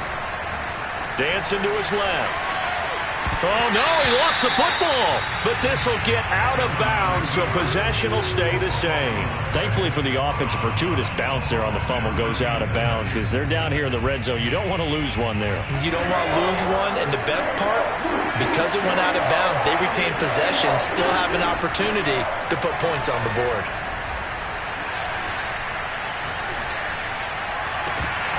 For the end zone, but that's going to wind up incomplete. I think that was a good job there defensively. They did allow them to drive all the way downfield, but once they got their backs to the goal line, they really turned up the pressure. Yeah, they let them get all the way down here. Now the field shrinks. They've struggled to convert, and that last incompletion brings up 4th. Flush to his right. He will find Diggs in the end zone. Touchdown, Buffalo. Stephon Diggs, his 2nd touchdown of the night. And the Bills have made it a 1-score game again here in the 4th. So now an important conversion attempt here as the Bills line up to go for 2. And they'll try and run it in with Singletary. And he'll get into the end zone as the 2-point conversion is successful. So they kept it on the ground, got it into the end zone. But, Charles, sometimes you probably see teams treat a 2-point conversion differently than if it was 1st and goal from the 2, or I should say 3rd and goal from the 2. I agree with you totally on that. A lot of teams treat it as if they have farther to go and shy away from running the football. I think this is a great spot to do it because most teams play you for the pass. Go ahead and run it, let your linemen surge, and fire out. The Cleveland offense ready to go. They've been rolling the last couple of drives, each inning in touchdowns. So this game is flipped. They were down. Now they're up with the football. We'll see how they handle it. Can we get a spy on the headset now between the head coach and offensive coordinator? Because they've been in attack mode. Had to get back into the game. Now they have the lead. Do you stay on the attack? Or do you dial it back a little bit to try and protect this lead? Well, my cop-out answer would be somewhere in the middle. I think it's going to be a fine line, is it not? I think you're exactly right, but I do think if they can stay aggressive and keep them on their heels, they'll be best served that way. And able to get this one across the 45 before he's brought down. Well, it is our business to analyze what we saw out there, and on that play, I saw defense staying in base, not taking a chance, not blitzing in a situation where they absolutely need the football back. That's either a case of overthinking it or not thinking it through. If you do blitz, do you have to be careful about where you're coming from, or are you just coming from all angles? You have to be careful about where you're coming from, obviously, but at this stage, you have to take a few chances as well. 2nd down, here's Chubb again. And he is going to be stopped cold behind the line of scrimmage. It'll be a loss of a yard, and that's going to lead to a 3rd and 4 coming up. Now the Bills will use the 2nd of their timeouts. That's going to leave them with just 1 remaining here in this 4th quarter. This a big play for both sides. What will we see here? 3rd and 4. And this is caught, but I don't think he stayed in bounds. No, he didn't. It's incomplete. The throw took him past the boundary, and it's 4th. It certainly didn't appear that that's where he wanted to go with the ball initially, so he tried to get something out of it by dumping it off to his running back unsuccessfully. And here's a big one now. Trying to hold this lead. They're going to go for it here on 4th down. And finding the tight end Hooper. And he works it past the 30, almost to the 25.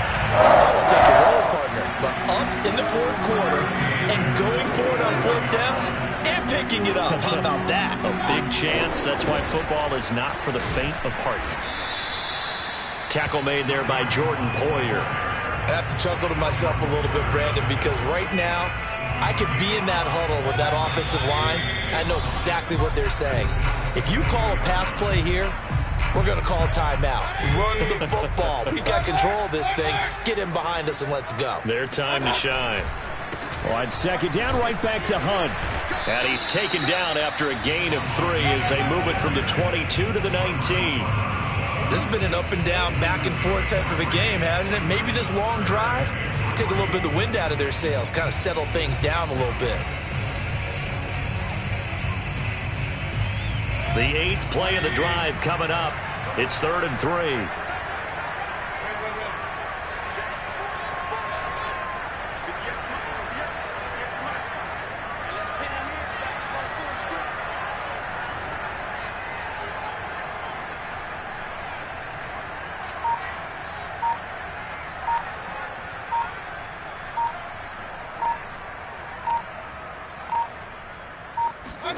Now Mayfield.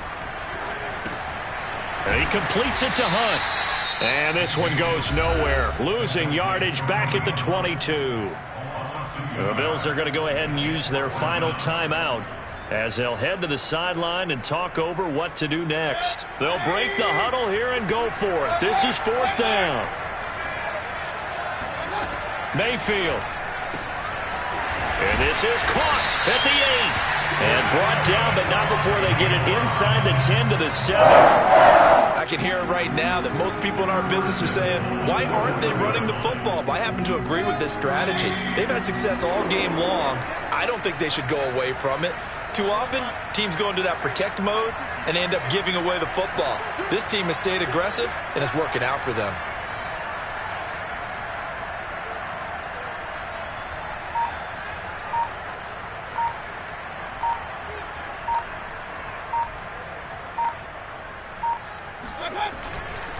They'll try and run for it on 1st and goal. A good pickup there, 7 yards, and it's going to be 2nd and goal now.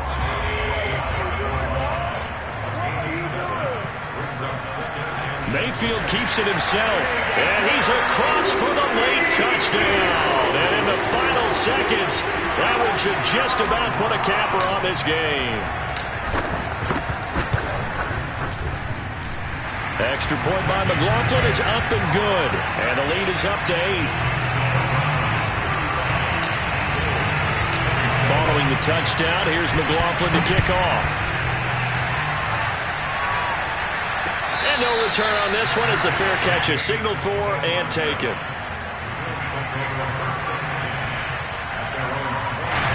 The Bills come to the line to start their next drive. This is just an exercise in futility. Do you even bother running a play here offensively? I wouldn't, because now is not going to erase what's happened during the game. And for the 4th time tonight, it's an interception. John Johnson with the INT. And the Browns are going to hang on the final play. They get the turnover to seal this football game. Well, we were on hand for a fun and entertaining game here, coming down really to that last play. Great job defensively to get the pick and seal it. And we know that every play during a game matters. You're never sure which one's going to be one of the key ones. But at the end of the game, when you analyze it, 3, 4, 5 plays are going to be the ones you focus on. And that last play was one of them. The last shot had to take it, and they came up with the interception and sealed their victory.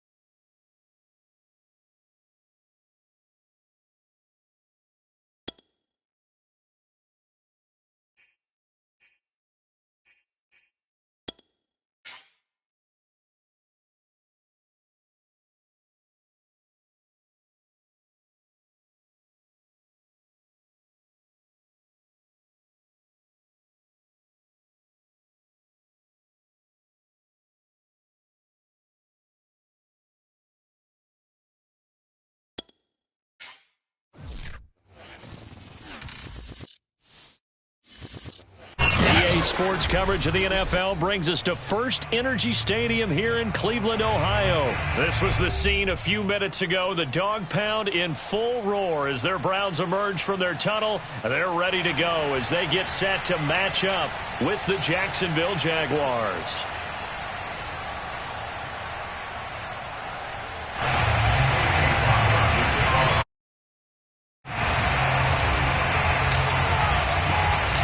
Here's the Browns kicker, Chase McLaughlin, set to go, and we are underway now from Cleveland. From the end zone comes Chris Claybrooks to return. And that decision to bring it out ends up not being a good one. Costs him about 5 yards as he's tackled at the 20.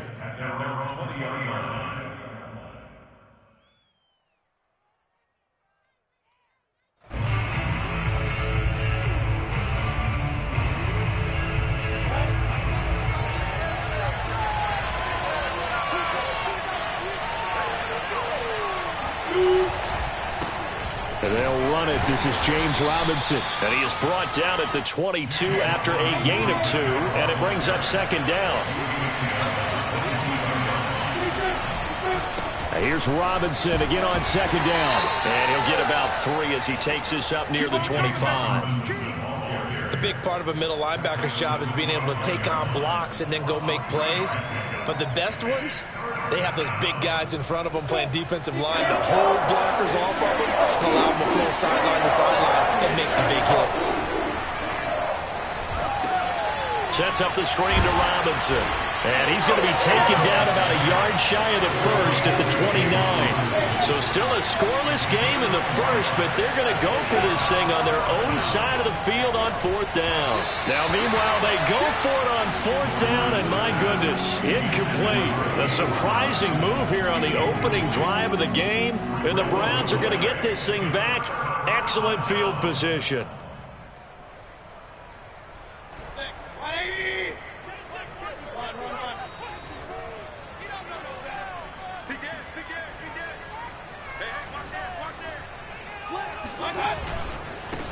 First carry for Nick Chubb.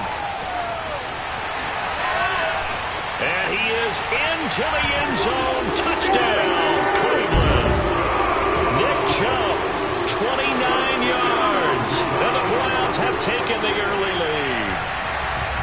So that pretty conclusively, I might add, shows you the perils of going for it and not making it on fourth down. One play, touchdown.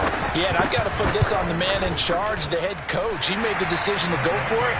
To me, when punting was the only decision to make, and it backfired on him in a big way. Extra point by McLaughlin is up and good. And it's now a 7-0 game. Following the touchdown, here's McLaughlin to kick off. Claybrooks going to bring this one out. The Jaguars take over first and 10 at their own 22-yard line.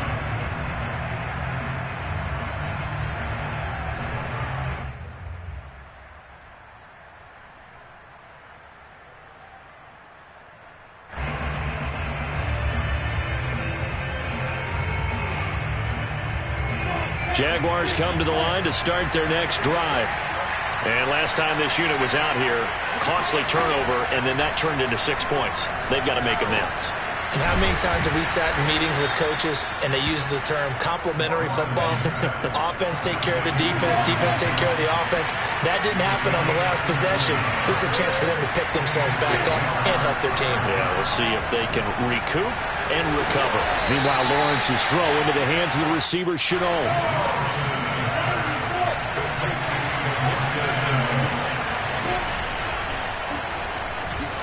And he's taken down. This will be a Brown sack.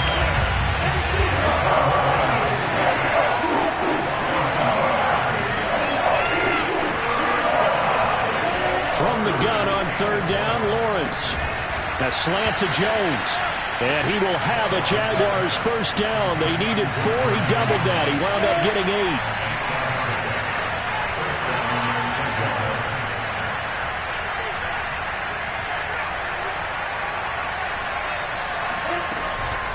Now a former Buckeye back home. It's Carlos Hyde. It's a 7-yard carry to set them up with a 2nd and 3. You often say that sort of opens the playbook now, 2nd and short. What do you think, early shot here? I like where you're going. Obviously, we've been together for a while because you know me. I want to take that shot early and loosen things up. Lawrence with the handoff to Robinson. And they'll be inside the 35 now at the 34-yard line. From the 34 now, here's 1st and 10. Looking to throw, Lawrence. And that is incomplete. He couldn't hold on through the contact. Brings up 2nd down. That's an excellent play by the defender. He diagnosed that one, closed quickly, and helped force the incompletion.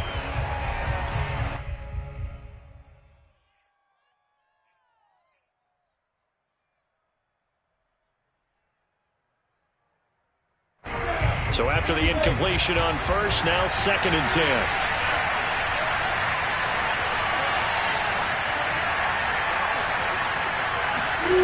Lawrence will throw. It's complete to Robinson. And brought down, but not before they're inside the 25.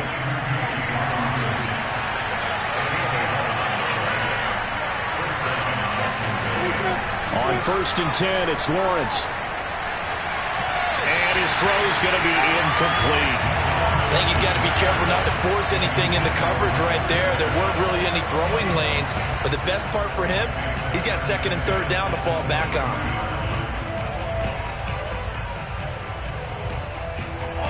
Once again, they'll go from the 23-yard line on 2nd and 10. From the gun, it's Lawrence. He's going to drop this underneath for Robinson. They get 6. That'll leave them with 3rd and 4.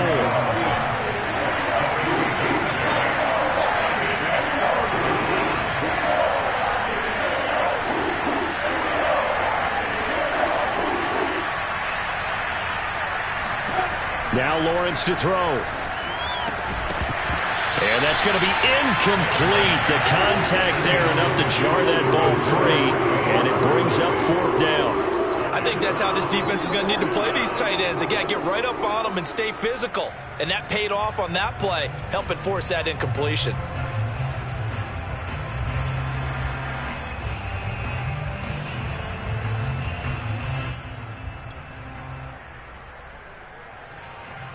Now remember, they were unsuccessful earlier in this first quarter. Going for it on 4th. They're going to try a 2nd time. Able to complete this to Chenault. And the Jags are going to have 1st and goal as they try to finish off this drive with 6 points. After 1, 7-0 on EA Sports.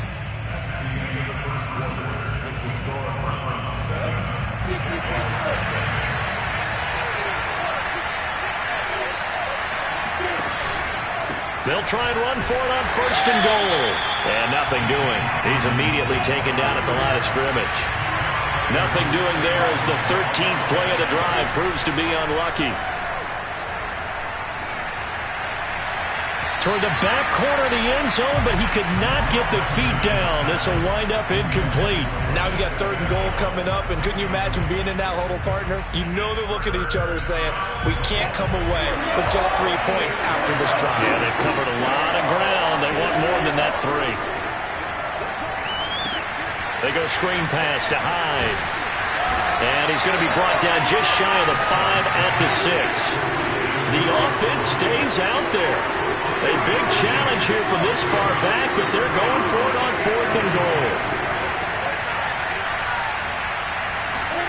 And they'll try and throw for it with Lawrence. Eluding the pressure right. The Jags come up empty on 4th down. And that will force a turnover on downs. A chance to get some momentum here in the 2nd quarter, getting their first trip into the red zone, but unable to get it across. And if I'm the head coach, sure, you feel some disappointment, maybe a little bit of deflation there because you didn't get it in. But I'm going straight to rah-rah mode. All right, guys, we didn't get it this time. It's only the 2nd quarter. We'll be back. Let's get it later on. I want to keep this team up. I don't want them to feel like they've let everyone down. Positive. Got to be positive in this situation. It's too early to think that you don't have a chance to win this game. They run it again with Janovich. And he stopped after a gain of 1. Not enough. Still a yard to go on third down. A gain of a yard brings up 3rd and 1.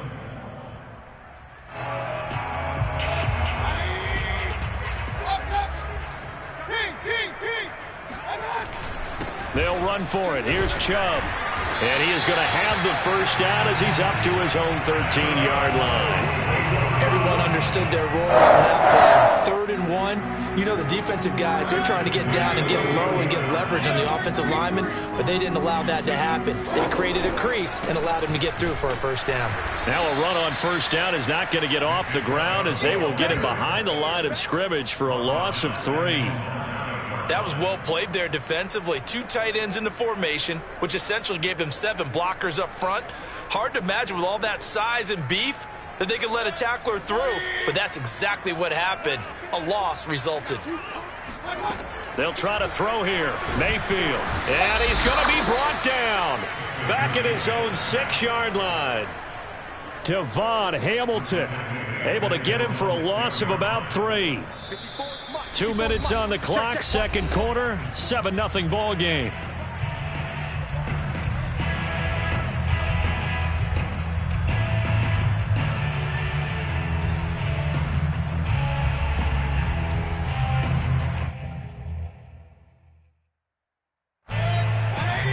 A reminder, coming up at halftime, Jonathan Coachman will join us from Orlando with our halftime report. But business to take care of before we get there. A 2-minute drill before the coach's 2-minute drill. They get only 4 that time as that leads us to a 4th down. I think that call was made not so much to try and get the first down, although they would have taken it if they could have gotten it, but to give their punter a little bit of space and try and help out their defense. Yeah, they got the safe completion on 3rd.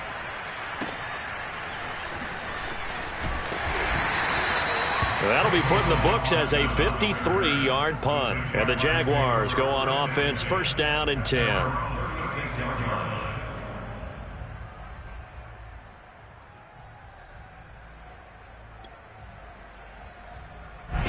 Jaguars come to the line to start their next drive.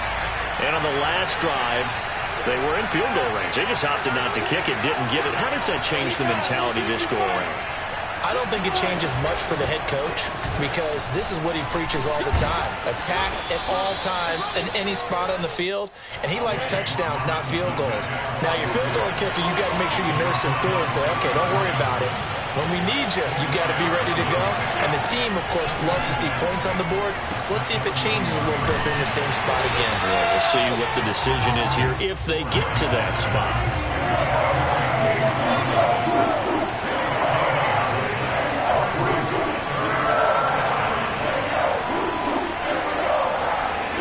Now Lawrence.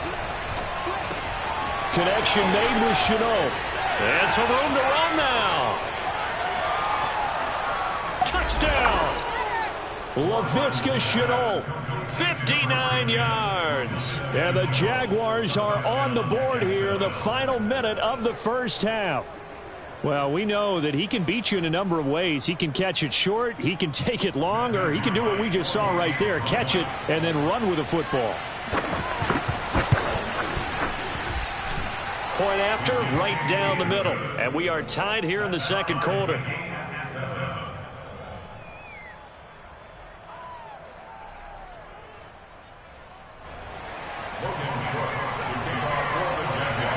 So all even at 7 now as they kick it away. Certainly not what they wanted there, so the football by rule comes out to the 40. And that drives coaches insane, doesn't it? When they see that happen, it just doesn't feel right, does it? Plus, you're giving up yardage.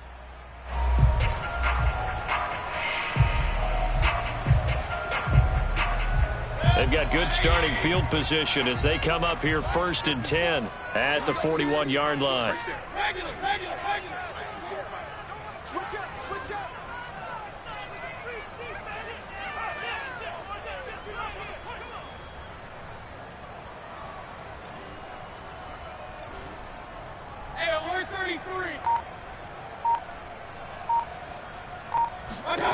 Now Mayfield.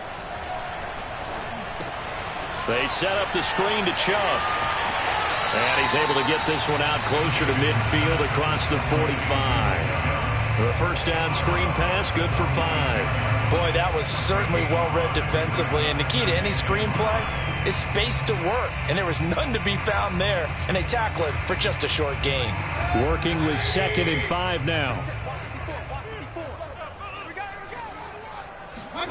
Play fake. Mayfield. And it's hauled in by Austin Hooper. Now the Browns will use the first of their 3 timeouts as the clock will stop with 21 seconds to go here in the first half.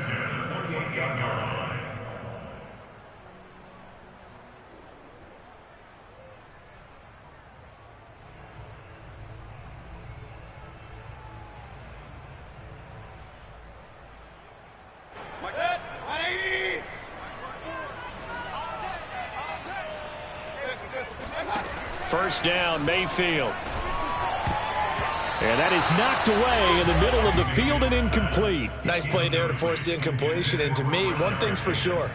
When you're the underdogs and you're playing on the road, you absolutely have to get takeaways. You've got to get the ball from them. Yeah, win that turnover battle, going to be key. They didn't get one there, but you get the feeling they keep making plays like that, they might just get a few. Yeah, once you get one, defensive teams think they come in bunches.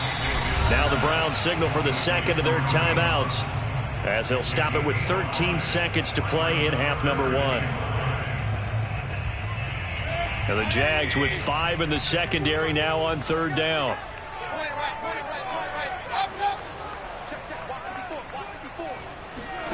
Going to the air again with Mayfield. Looking for Higgins, but it is intercepted. Picked off at the 13. And he will be brought down on what will be the final play of this first half. So 2 quarters down, 2 remain. Charles and I return after the break. Final adjustments being made in the locker room. We're just about set for the second half from Cleveland. And to bring it your way, we go back up to Brandon and Charles.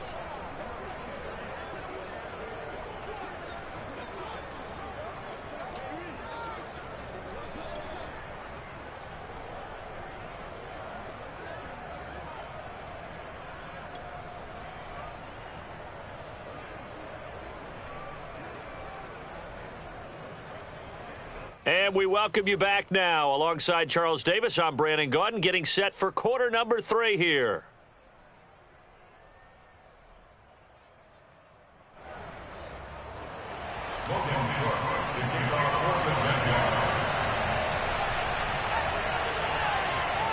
Set and ready to go for the second half. 1 touchdown apiece, 7-7 our score.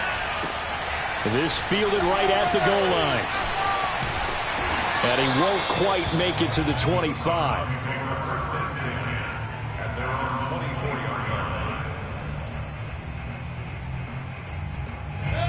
The Browns drive about to get started. It's a tie football game here. What do you think, Charles, the message was at halftime? Well, I think that they probably just looked at things and said, we're fortunate that this is a tie game. No need to panic, no need to change a whole lot. We didn't play anything close to our best in the first half, so we don't have to go out and win one for the Gipper.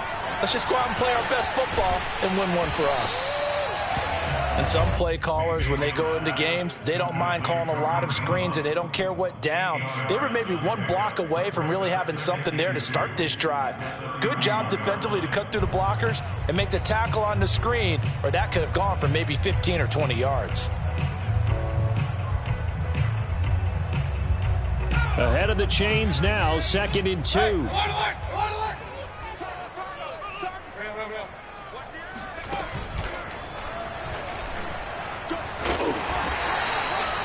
Second and 2 is prime time for a little bit of a gamble, isn't it? Open up the playbook, go play action, toss that bad boy deep. But in this situation, go ahead and give it to your back. Let him pick up a first down, keep the sticks moving. So from the 36 now, 1st and 10. A first carry now for Kareem Hunt. Just a yard on the pickup there, and it'll bring up a 2nd and 9. Well, sometimes you just have to give credit to the defense. Great job there at the point of attack, holding up. They won their battles at the line of scrimmage, left him no space to try and run. A really nice job swarming to the ball carrier. Here's 2nd and 9, just a yard on that last run. Mayfield looks to throw. Got a man, that's Rashard Higgins. And he'll be taken down, but not before he gets into enemy territory. And that's a more than acceptable read right there because it's zone coverage, so timing is everything. This time he waits for his man to come open, puts it right on him, and they pick up a 1st down. So in Jacksonville territory now, here's a 1st and 10 at the 49-yard line. Mayfield hands it off to Chubb. Escapes the defender. And he is tackled inside the 40, not quite to the 35. 48 yards rushing for him now, and he's carried the ball just 5 times.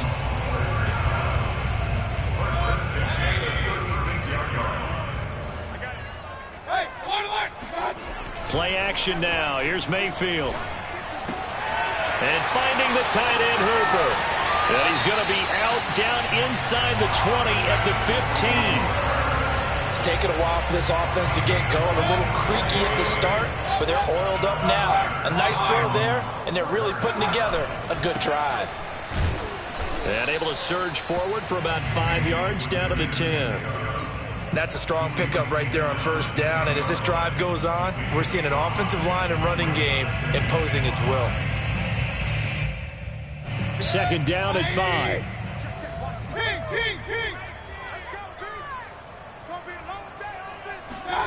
Mayfield off the play fake. Escaping the pressure right. And he will not make it back to the line of scrimmage as he's going to be taken down. It's a loss of a yard, so they'll wind up crediting him with a sack, and it brings up 3rd down. A field goal would get him the lead, but that's not what they're shooting for as they come up on 3rd down. Working out of the gun, Mayfield. And he will find his man on the outside. And they're going to mark him down short, maybe by about a yard, if that. The completion good for only 6, and that'll bring up 4th. But Kevin Stefanski going to take a chance, going for it on 4th. Mayfield going to take it on the sneak, and he's able to pick up the 1st before he's brought down inside the 5 at the 4. Well, you just totally get the sense there that a field goal was not in the game plan at all. And the boys up front, they created the surge. I think they knew that they had the leverage advantage. Oh, that's a great point there. Being able to get lower than the defensive front, create just enough space. And I love when those quarterbacks get low and slide in there and get it done. And that is going to do it for this 3rd quarter of action. This is the National Football League on EA Sports. Another shot from the 1 on 2nd and goal. Here we go, D. Here I come. They'll try and run it in with Janovich, the fullback. And he'll take it into the end zone for a Browns touchdown. Andy Janovich punching it in from a yard away. And the Browns have taken the lead. Extra point by McLaughlin is up and good. And that makes the score 14-7. Following the touchdown, here's McLaughlin to kick off.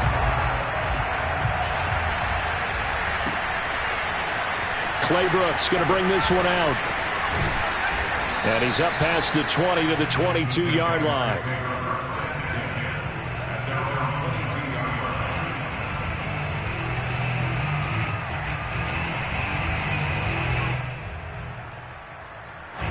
Jaguars come to the line to start their next drive. And now, after the touchdown a moment ago, they work from behind in a 7-point game in this 4th quarter. Plenty of time on the clock. Still 9 remaining on 2nd down.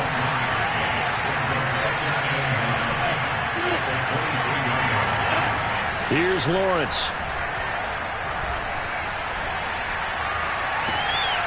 Looking for Jones, and it's intercepted. Troy Hill picks it. Defensively that time, they were in zone coverage. As a rookie QB, what lesson can you learn there? Well, understand this. You saw zone in college. and the defensive backs reacted, but they don't react like they do on this level. So when they're in zone and they see the ball coming to them, they'll react at least a half a second faster. You've got to know where you want to go with the ball and be decisive with it. Otherwise, the end result can be something you don't like. 62 yards rushing for him now in the ball game. 2nd and goal from inside the 5.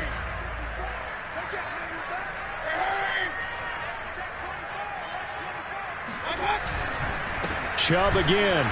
And he will push his way forward down to about the 3-yard line. Calling a gain of a yard as they get a little bit closer here. It's 3rd and goal. His path became similar to almost running a stretch play, didn't it? Trying to find a crease, anywhere to put his foot in the ground and cut back. It just never materialized. A lot of tired bodies on that field, but this is a big play. 3rd and goal.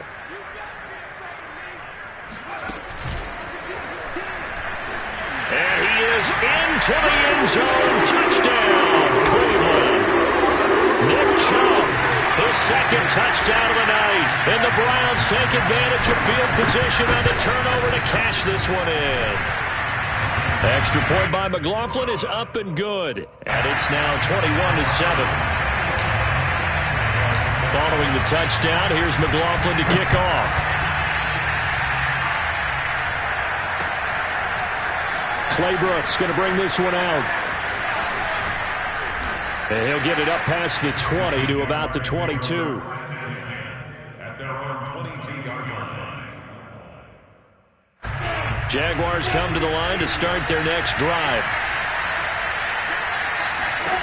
Trying to shake off the interception. He'll look to throw. Sets up the screen to Robinson. Not much there, only a yard.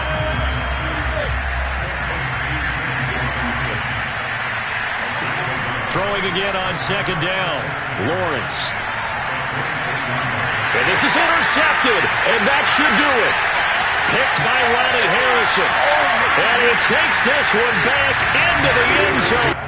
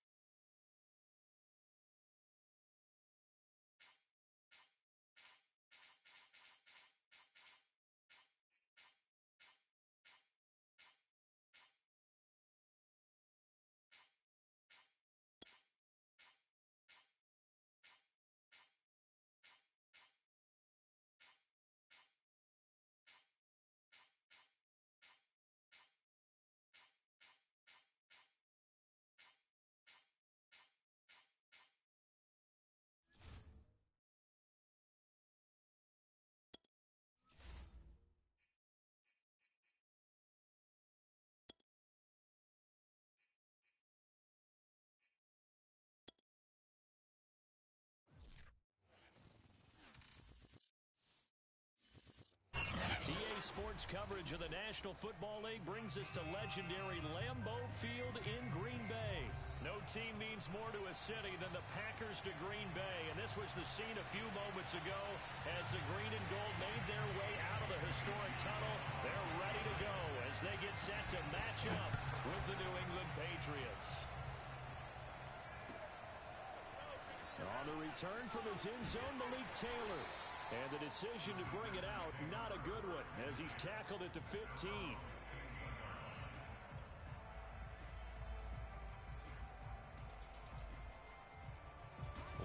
scrimmage, the 15. It's 1st and 10. Now the man from UTEP, this is Aaron Jones. And not much there at all. He's up only to about the 16-yard line. He'll wind up getting a yard on the game's first play. It's 2nd down. At the 16-yard line.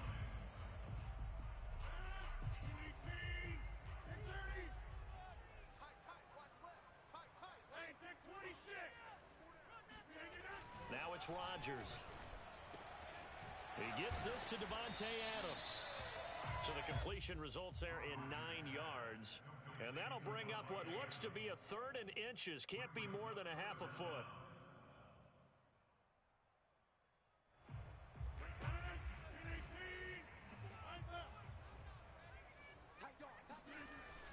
They'll try and run for it with Jones. And he picks up the first before he's taken down at the 29. Defense had a chance to get off the field here on the opening drive, couldn't do it. I know that we go into these meetings with coaches, and sometimes maybe we can get a little bit numb because they're always going to talk about how important 3rd down is, aren't they? Offense and defense. In this case, one capitalized, and the other, as you said, had a chance to get off the field and didn't get it done. And he's going to lose yards. They take him down at the 26. But despite the completion, they're going to wind up losing 3 there. 2nd down. Got to give some credit there defensively. They snuffed out that screen early on 1st down. Really read it well, didn't they? Because they didn't bring the pressure that they expected. They covered all the passing lanes. So once you see it break down as the passer, I think in this situation, you're throwing it at the feet of your back to make sure no one picks it off, or you throw it away, throw it over the sideline. Don't try and freelance and try and make a bigger play. There's really no one else running a pattern that should be open. He'll drop this underneath for Jones. And he's going to have the Packers 1st down by about 3 yards or so as they wind up getting 7 there on 3rd and 4. So 2 1st downs, and that moves the ball to the 42 now, 1st and 10.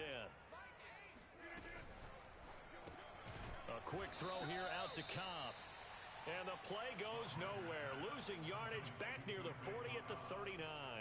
But despite the completion, they're going to wind up losing 3 there. 2nd down. Here's Rodgers. That's complete, and once again, it's Cobb. That looked like a pretty good route combination there because you've got to find a way to clear the guy running the drag, because when you do, you just put the ball on him and then let him run. Yeah, he's got some space.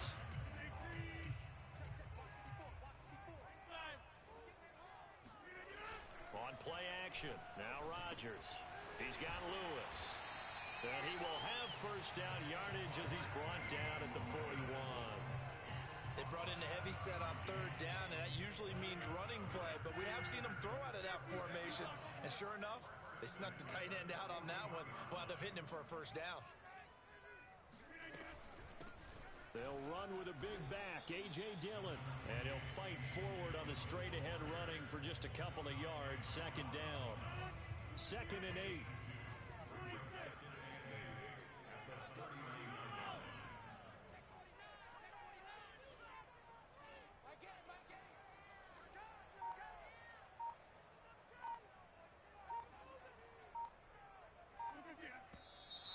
Now some movement before the snap. And we'll hear from our referee for the first time this afternoon. And that false start penalty certainly not helping their cause here. 2nd down and long. To throw is Rodgers. And it's incomplete. Took a shot, couldn't connect. That's what you're going to need to do against those big receivers. You got to get in there and get physical with them. That time he got in close, got in tight, and knocked the ball away.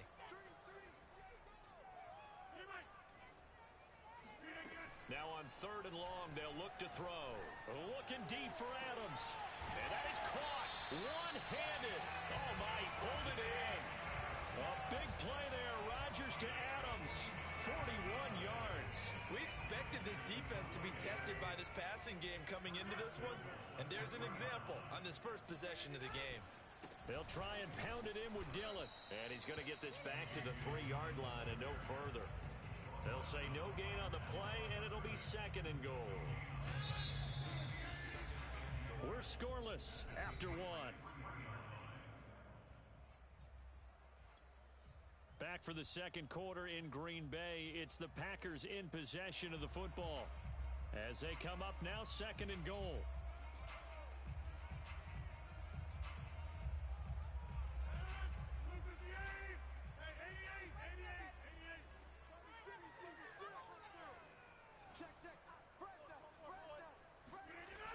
On play action, Rodgers firing quickly here, and that's complete.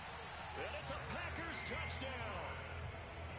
Mercedes Lewis from 3 yards out. And the Packers take it right down the field and score on the opening drive.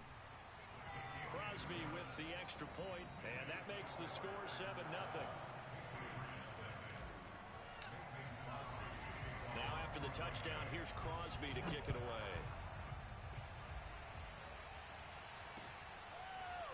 Taylor now from the end zone. And he returns this to the 22.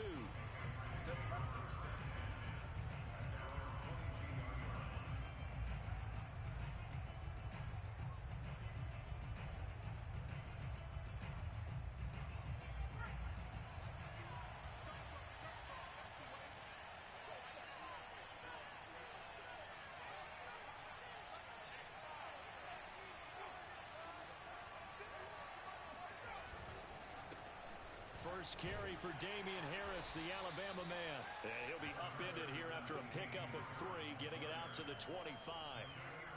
They'd love to just strike back with a touchdown right here, and if it's a long play, so be it. But the main goal, get a couple of first downs, run some plays, run some clock, allow their defense to get a chance to catch their breath, settle down, and relax a little bit after they just gave up a score. Coming up on 2nd and 7.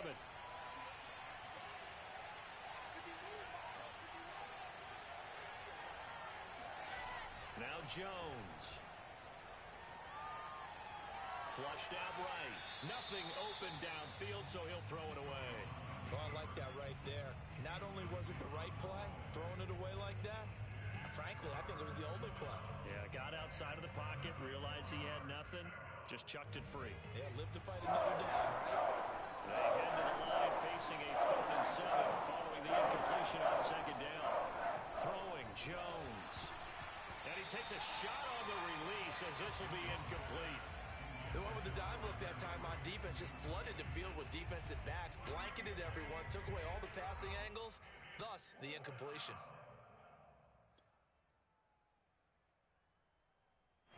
Oh, a big decision here early. Look at this. They're going to go for it on their own side of the field. They'll try and throw for it here. And the pass to Henry is intercepted. Picked off near the 29.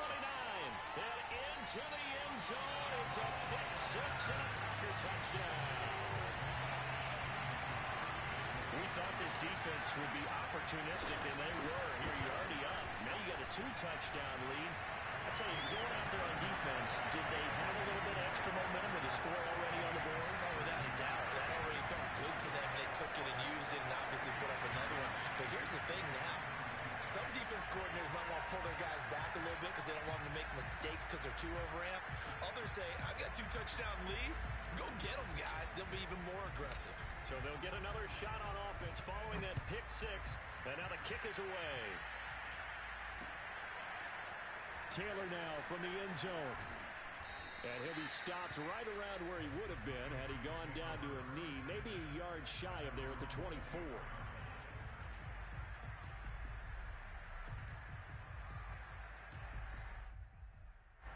The Pats at the line, ready to go. And they gave up the pick 6, and now they'll be looking to right the ship here. Now, as a quarterback, are you a little more cautious this go-around? You should be, just because after what you gave up. But you can't be so cautious as to just really take things in, and now you're not going to pull loose enough to give your team a chance to score. But you still have to be careful because those defensive guys, I know the reputation defense guys can't catch. All evidence to the contrary on that last possession, though. To throw again on 2nd down. Jones.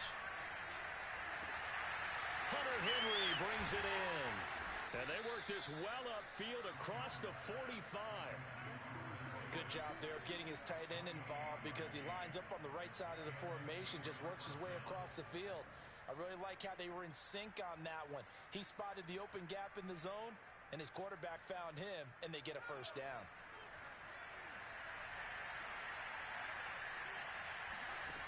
Jones throwing on first down.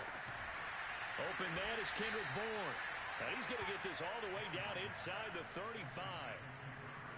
Well, these guys have definitely been outplayed in the first half, but I like their countenance. I like the way that they haven't panicked out there, the way they're carrying themselves.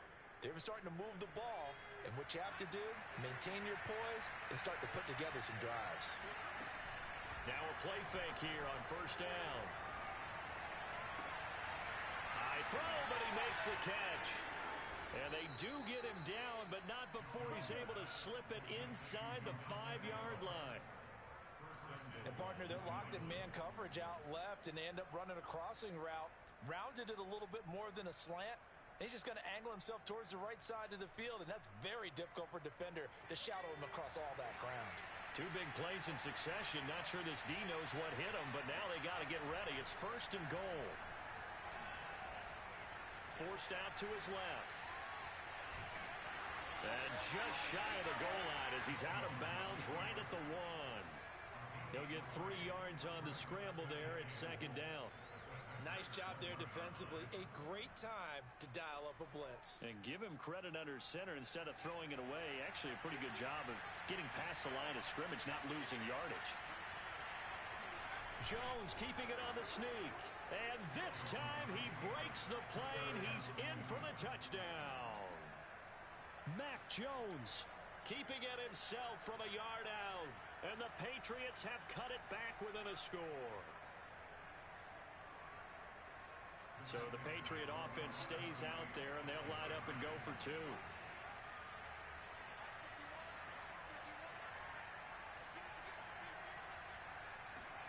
They'll look to throw. Into heavy traffic, and it's intercepted. Picked up by Jay Alexander. Well, as most teams do in their 2-point attempt, they pass the ball. Instead, it gets intercepted, and remember, if you pick it off, you get a chance to take it all the way back, get 2 points yourself, right? Yeah, not the case there, but that's why you got to be really careful with those throws, especially to the outside. The Packers take over first and 10. The Packer offense ready to get their next drive underway. They're starting to put some space here. You know, first quarter, they didn't look so hot offensively. This second quarter, though, they've looked really good. They've jumped in the saddle in a big way now, and now they're in full gallop. I mean, before, kind of campering around a little bit, right, trying to feel their way, not getting done what they wanted to. But somehow they put it together with play calling, execution, and now there's a pretty big gap. And they'll look to make that gap even bigger here. All right, rifles one, and that's going to be intercepted. Devin McCourty picks it off. And they take possession 2 yards away from midfield at the 48-yard line.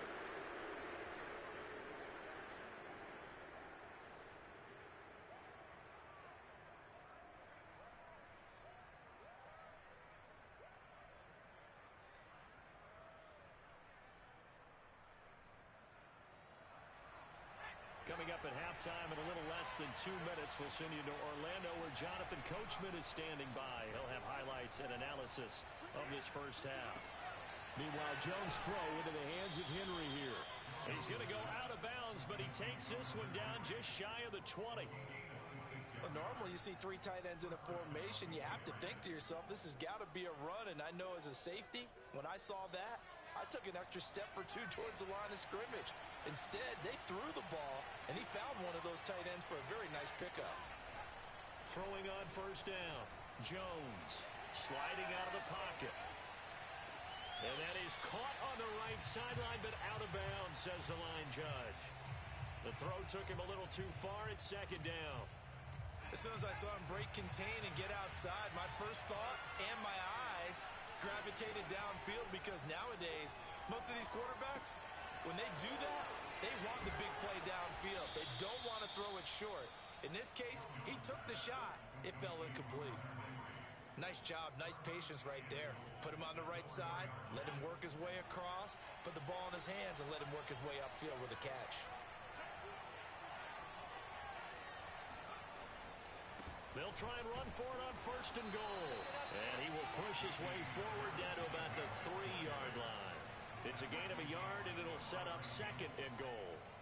Looking at this now, you got a couple more cracks here this close. Sneak it? I don't think you even go into a huddle. Just line up, snap it, and fall in behind those guys into the end zone. On 2nd and goal, Jones out to his left. And he'll be brought down right on the edge of the goal line at about the 1-yard line. All that gets him is just a yard, and now it's 3rd down. They brought the blitz that time, and I thought they were going to get to him, but instead, he flipped it on its ear and ended up picking up positive yardage. I thought he was dead to rights, but you are exactly correct, sir. Able to turn that into a positive gain. Through a couple of plays, this Green Bay defense is held strong. Now it's 3rd and goal. And Jones is not going to have the 1st down as they stop him short. The Packers going to use one of their timeouts as the clock will stop with 18 seconds to go in the 1st half. The offense is going to stay out there. We'll see what the play call is. They need to find the right one here on 4th and goal. Trying to wedge his way in there. No signal. I don't think he got there. He didn't. They try the sneak, but not enough push. He doesn't get in. And the Packer defense stands tall down by the goal line. About set to get this drive started. The Green Bay offense at the line. They'll begin the drive with a run by Dillon. And he's not going to go anywhere as they get him down behind the line of scrimmage. Now the Patriots going to use one of their timeouts as they'll stop it with 13 seconds to play in half number 1. On 2nd and 11 now. Rodgers. He hits Adams complete. And they take this up near the 30 before he's taken down. And now we'll get a late timeout as it comes in the waning moments of quarter number 2.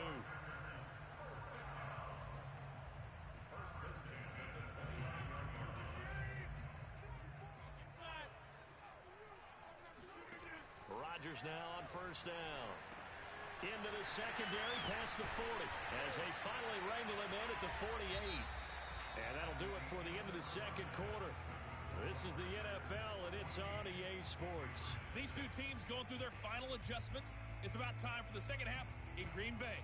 So for the call, we go back up to Lambeau and Brandon Gott. Welcome back. Halftime over. We are ready for quarter number 3. Alongside Charles Davis, I'm Brandon Gaudin.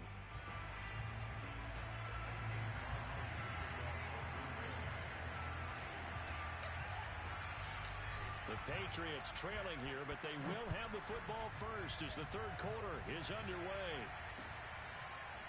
Taylor now from the end zone. And beyond the 20, but not by much. In fact, just a yard pass there to the 21.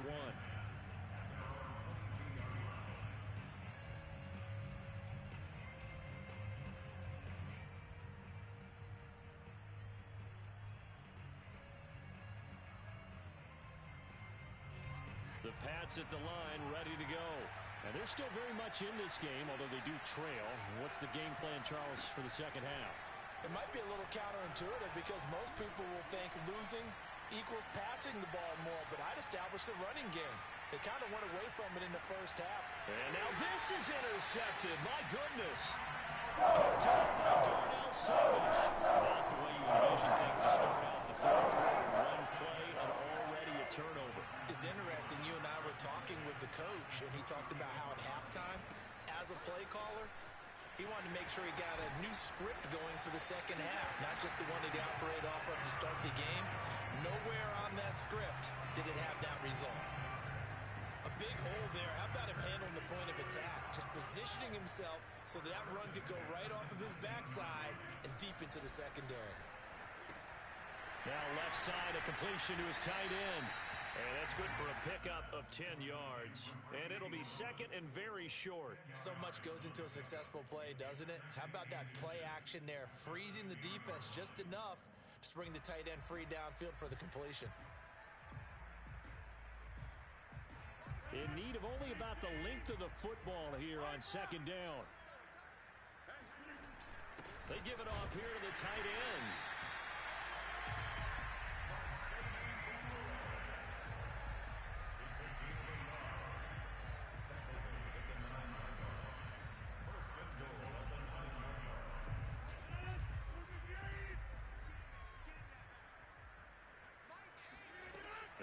Rodgers.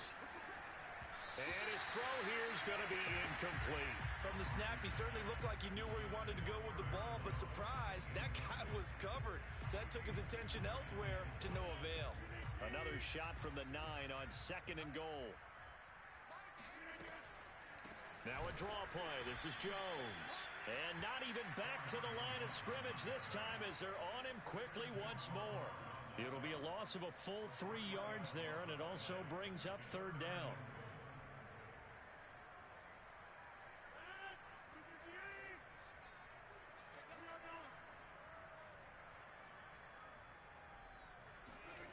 They're going to run the jet sweep. It's Cobb with it.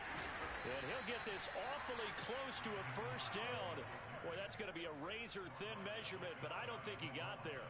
They'll get 11, but still a little short. 4th down. They'll go for it. It's Rodgers. And it's incomplete. They cannot convert, and they turn it over. They're turned away on 4th and goal. And the Patriots get the football back.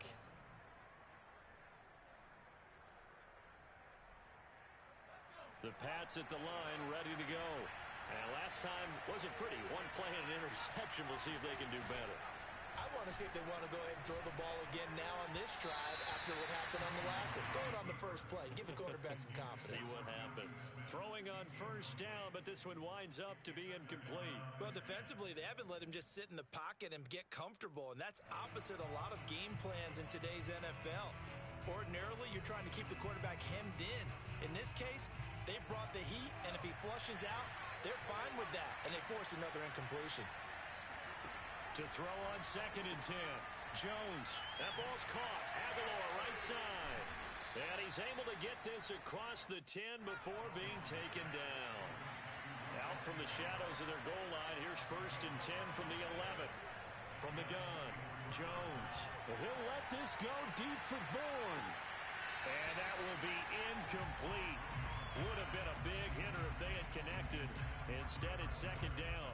You know, despite the scoreline, I think they've got to like where they are here. They're on the road and just one big play away from getting right back in this game. I'm going to follow right along with you because the spot they're in now is a credit to their defense. They've kept them in it by making the plays that they've made, and that just means you're one big score away from being right back there. Now, the question is, can this offense step up and make that play? Because that's been an issue for them in this game. They'll look to throw again. And caught by Henry. And he's going to get the 1st down as they bring him down at the 23. And that one was a lot of fun right there because that was the game within the game. 3rd and short, blitz was on. What's the key for the quarterback? Get out of your hands in a hurry. And that was a quick little completion. Got the job done for a 1st down. They go play action here on 1st down. And the Packers give him nowhere to go, and they bring him down. It looks like a 12-yard loss there on the 1st down sack. A lot of ground to cover. 2nd and 22. Another try after the 1st down sack. Jones. And he's going to be intercepted for the 3rd time thus far. Picked off by Darnell Savage. And he'll return it to the 24-yard line. Certainly not what he was hoping for, Charles. That's now 3 interceptions in this ballgame. But there's a lot of knowledge to be gleaned every time you throw an interception if you do things the right way. And hasn't there been a pretty darn good quarterback along the way who threw a lot of interceptions early, learned from them, and became great later? Who would that be? That'd be one Peyton Manning. Threw 28 his rookie year. That's the NFL record. How'd things turn out for him? I think okay. He's a guy in all the commercials now, right? Yeah, I think he's doing okay. Looking to throw again on 2nd down. Rodgers. And all the way down inside the 5 to the 4. And remember, this drive started off following the turnover. And they've taken no time working their way down the short field.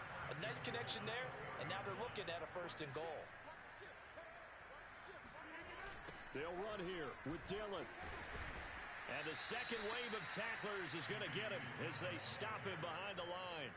Call it a full 3 yards in the wrong direction there. Brings up 2nd down. And that is going to do it for this third quarter of action. You're watching the NFL on EA Sports. Second down and goal. Rodgers. And it's intercepted at the goal line. Devin McCourty picks it off. And nothing but daylight ahead. The 30. 10. You know what? Why don't you just start over? Fighting for the end zone. He lost the football. It's out. Call it luck or skill, whatever the case is, they're feeling good about just keeping the football there. Yeah, the biggest thing that they're calling it now, our ball. They don't care if it was luck or skill. Boy, the panic that jumps up in your chest when that ball's on the ground, whether you get it or your teammate gets it, just as long as you retain possession, that's all you're looking for. And he'll take this to the other side of midfield before going out of bounds. 51 yards rushing for him now to this point. So the line of scrimmage moves all the way across the 50 now as they come up 1st and 10. They'll run it with Jones. He'll get only a couple down to the 44. Well, any lane that might have been open there was closed pretty quickly, and that was because the defensive front, they won that battle at the point of attack at the line of scrimmage. They used great leverage, held their spot, and stacked him up. Sheds off the tackle, and he gets it inside the 35 and just shy of the 30. And those linemen, of course, can't be more than a yard downfield when a pass is thrown, and they might have been able to call that on a couple of guys there.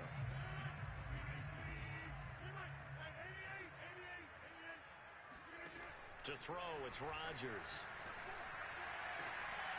And look at this. They get the turnover they needed. It's intercepted. Picked off by Adrian Phillips. And the Pats are right back in this football game. A seismic shift in momentum here in the fourth quarter. That's the break that the defense needed. And you know as well as I do, people are going to question the play call in that situation. Sometimes you have to question the execution, not necessarily the call. And in this case, those defenders found a way to give their team a chance. He'll buy some time right. And that one going to come up short. Low throw. We've seen that the deep ball's been a part of their game plan all afternoon, but they've had trouble hooking up on it, unable to successfully find the end zone over the top. An incomplete pass on 1st down. That leads to a 2nd and 10. Off play action. Jones. That's swung out wide to Harris. And he gets this one to midfield before he's brought down.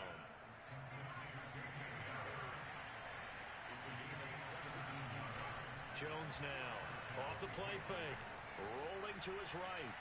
And that throw behind his man, he missed him, incomplete. You and I watched film yesterday, and you told me to watch his feet. Well, for whatever reason, his footwork just looked off on that throw. And you always love it when an ex-defensive back talks quarterback mechanics, right? Well, but you're good at it. Well, I try, all right? I don't know how good I am, but it doesn't take much to tell. His mechanics are off a little bit, exactly what you described. Footwork, that led to the incompletion. 5 yards, now it's 3rd and 5. They'll stick with the passing game as he looks to throw. And this pass broken up. But the contact well-timed there, and now 4th down. My first thought is surprise because that's one of the better tight ends around, and I've seen him pull in balls like this before. But how about a little credit to the defense forcing that incompletion? One score down. Here we go. They're going to go for it here on 4th down. Got to try it here. He's back to throw. Flush to his right. He's going to fire one. Corner of the end zone. And this would have been intercepted if he could have gotten the feet in. Instead, it's incomplete. Boy, that really could have turned this one upside down. The Packer offense ready to get their next drive underway. Their defense forced the turnover on downs.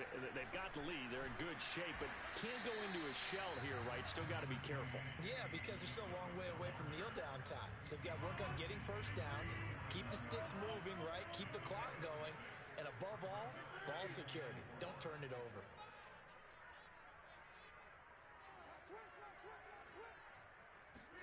Play action. Now it's Rodgers.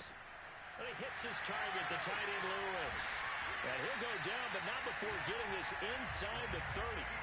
Well, clear running situation, trying to take time off the clock. He ran the previous play, set that play action up nicely. Boy, did they ever, because they had shown the ability to run the football. So now you lose your keys as a defense. You dive for the running play, and they hit him over the top. Jones with a carry on first down, but I don't think he even made it back to the line of scrimmage as the defense all over that one.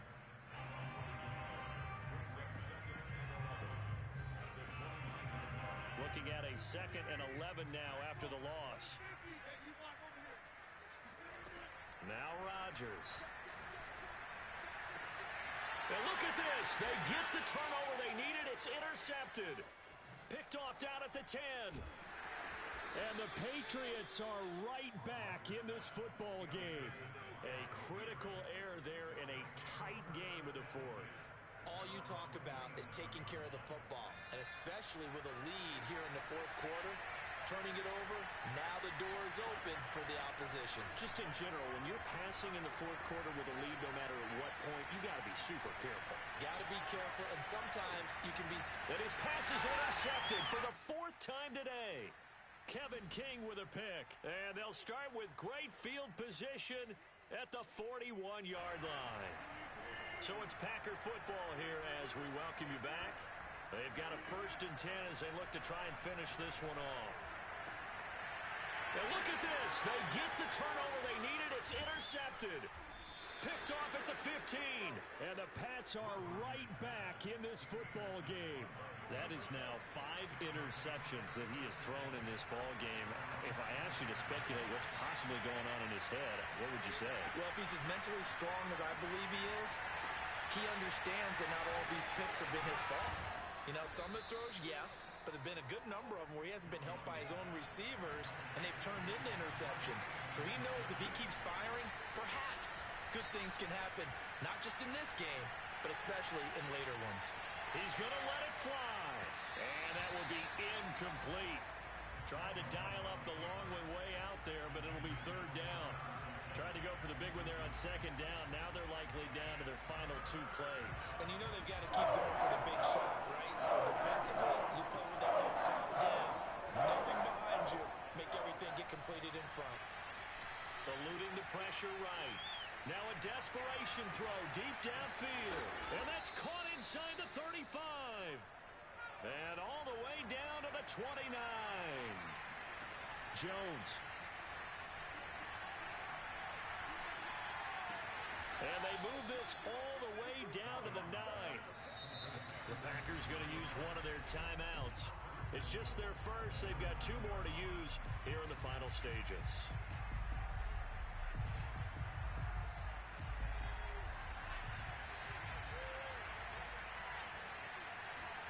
Here's Jones. They'll roll him out right. To the goal line, but it's incomplete. Whew, that's certainly not the worst thing. It stops the clock and lets your offense catch its breath and lets us exhale a little bit. Now I expect them to call a couple plays in the huddle, so they're ready if a tackle happens inbounds.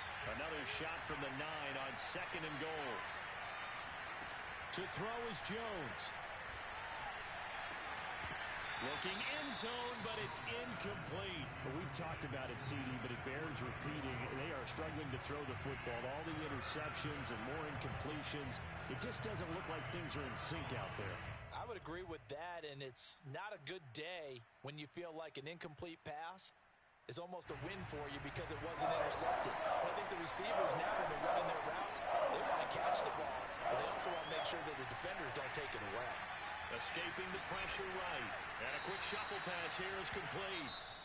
Now the Patriots will use the 2nd of their timeouts as they stop it with 22 ticks to go in the 4th.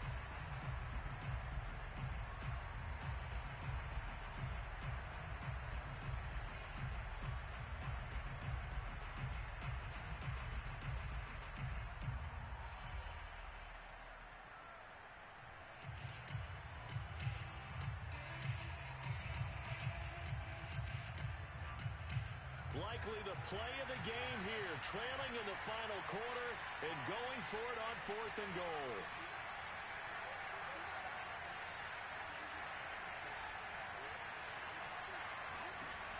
Jones.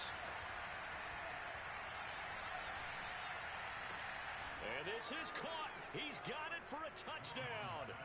And now in the final seconds, it's all going to come down to a two-point conversion. The touchdown's massive, but now they've got to have two to possibly take this to overtime. Listen to this crowd now. Their guys need a stop on this two-point conversion.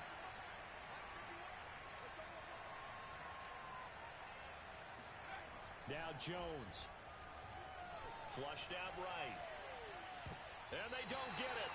It's incomplete. They got the touchdown, could not, however, get the two-point conversion to cap it, and they're still down by a pair. And this is recovered by the Packers, so that might just about do it. Fourth quarter, they felt like they needed the football back. Unfortunately, they couldn't get it. And I know we brought analytics into the game, and someone has said here that the data says that when a team's expecting an onside kick, 80% of the time, the team expecting it, they do actually recover the ball, which is what we saw here. I just wonder if that number is much more of a anecdotal type of a number. Kind of like when the coaches tell us, well, when you score on special teams, 93% of the time you win the game. I'm still waiting to see that number is empirical. And a timeout coming in. This will be their final one with 10 seconds remaining. So 1st and 10 now from the 30.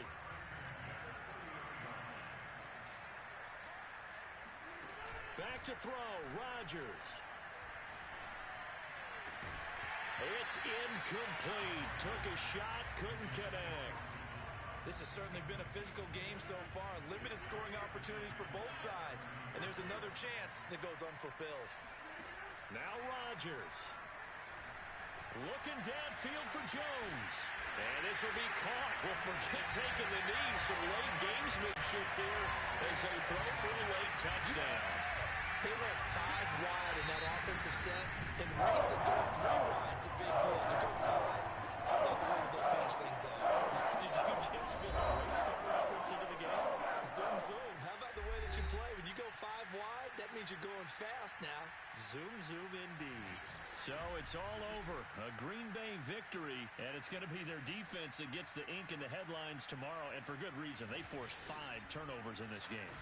And while we were watching this game unfold, I kept thinking about when we did our training camp tour and something that you noticed along the way.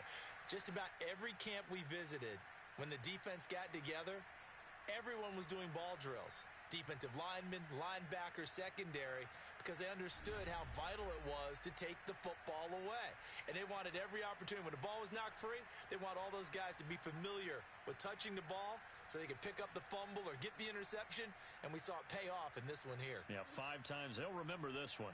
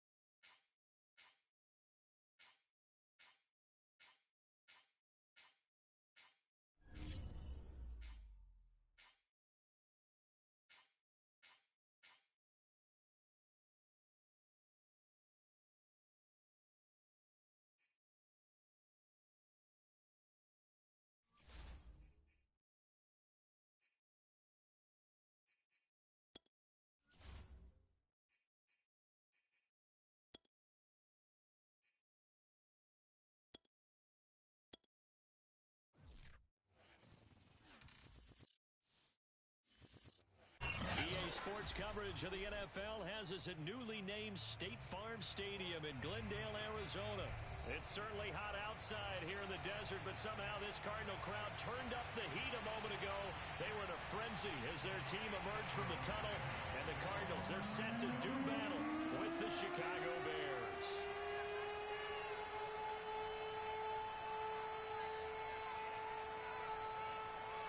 Here's Cairo Santos now ready to get this one started. And off we go on EA Sports. On the return, Rondale Moore will bring it out. And he's probably realizing he should have stayed in the end zone as he can only muster.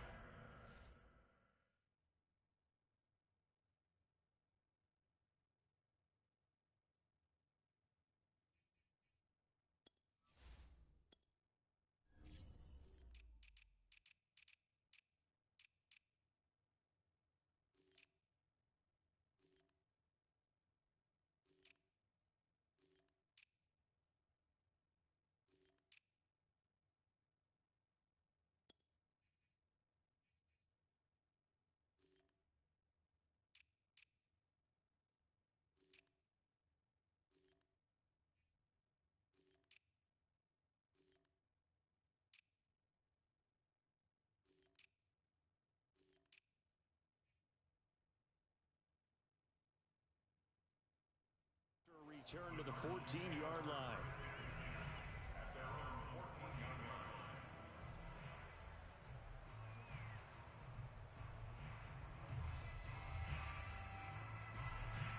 Here's a 1st and 10 at the 14-yard line. And right away, he lost the football. And the defense not able to get it. From a defensive perspective, what's that moment like when you realize the ball is loose? It is a moment where all concentration goes right to the football. This is something you've talked about in all your preparation for the game. And you've probably talked about since training camp. Knock the ball free, take it away from the other team, and now you have that chance. There's a little bit of deflation when they end up recovering it. They knocked it free, but couldn't take it away. So the screen good for only 2.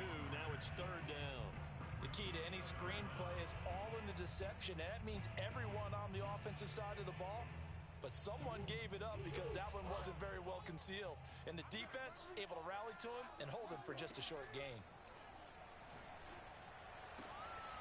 And complete to Zach Ertz. And he is going to have a Cardinals 1st down as they're able to get the 3rd down conversion.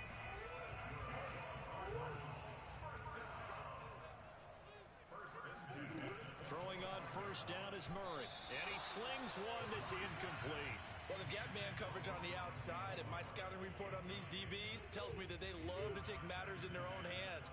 They want man coverage, not zone. And there was good coverage there that forced the incompletion. And he'll go down. The Bears get there for the sack. Robert Quinn coming in hard that time on the blitz, and he gets him down. It's a loss of 4.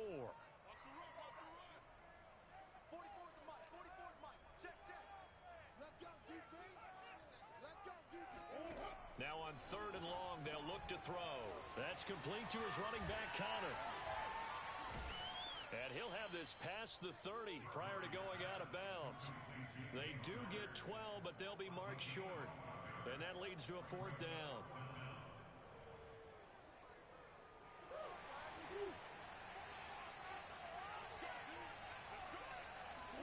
They're going for it. It's Murray. Into a sea of defenders and intercepted. Picked off by Tashawn Gibson. And they will score a pick 6 for a Bears touchdown. So they go on 4th down. Not only do they not get it, it turns into 6 points the other way. Disastrous. And many people think you should just go ahead and knock it down in that situation. Turn it over for the offense. But I had a defensive coordinator recently tell me, we see that as a passive play. We don't do that anymore. We want the ball in our hands, and we want to head the other way. It's probably also instinct a lot of times. If you see a lot of green grass ahead of you, go ahead and grab it. It's the exact right play to do. That's knowing when to break the rules and when to make a play that maybe you hadn't been taught. This is going to be returned from middle of the end zone. And only able to get this to the 19, so probably should have opted for the touchback.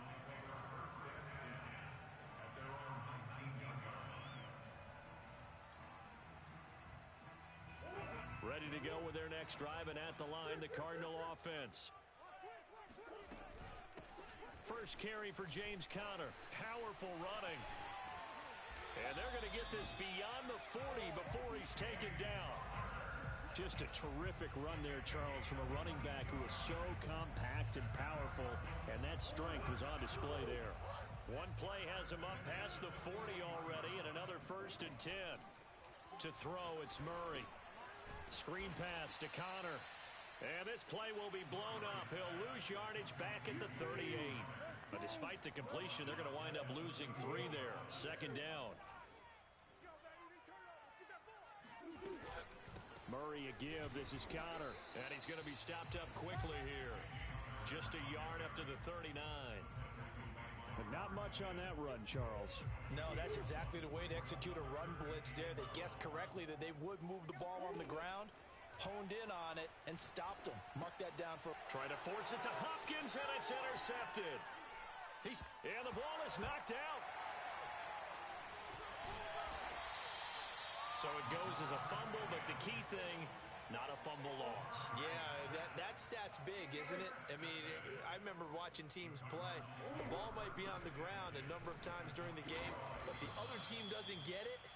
That's a huge difference in the ball game. And in this case, they were able to retain possession. They'll have to deal with a 2nd and 14 now after the loss. Murray now.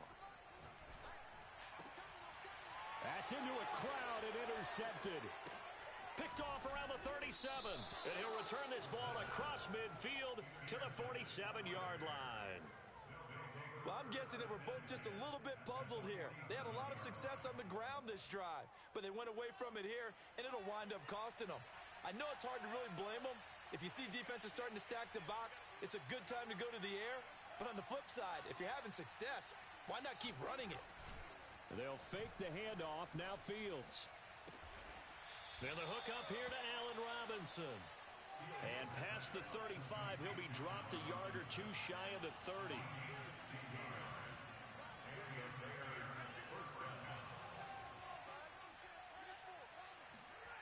Play action.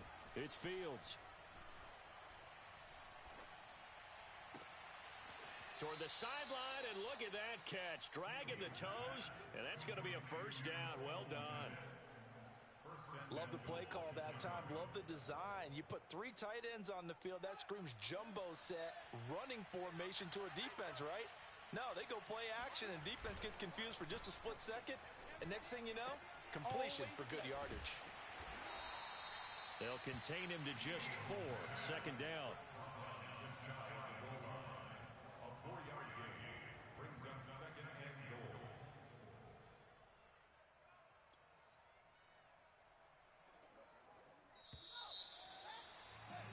After 1, 7-0 on EA Sports.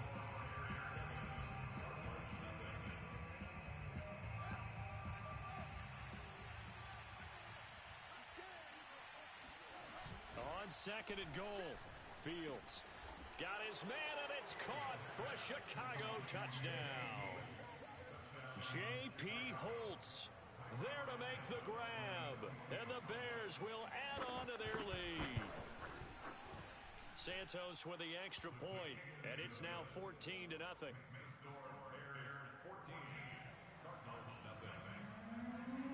Now after the touchdown, here's Santos to kick this one away. And a fair catch signaled for and taken successfully.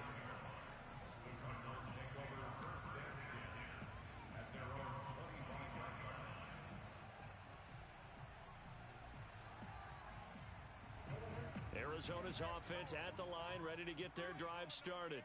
They're staring at a 2-touchdown deficit, 14-0 the score as they regroup with 1st and 10. Murray's throw pulled in by Hopkins. And he gets this one just shy of the 40, down at the 39. Well, that was a fun one to watch right there. A nice in-breaking route and plenty of room in the middle of the field. And he was able to get behind the linebackers and grab the completion for a really good pickup. Going deep for Hopkins. And this is taken in at the 5.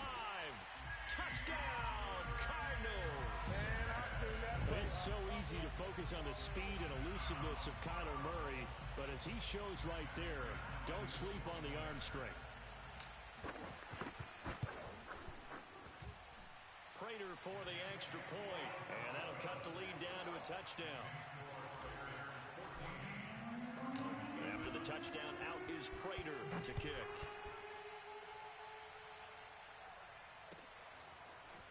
On the return from his end zone is Grant. And ultimately cannot get this out to the 25-yard line as he's dropped at the 23.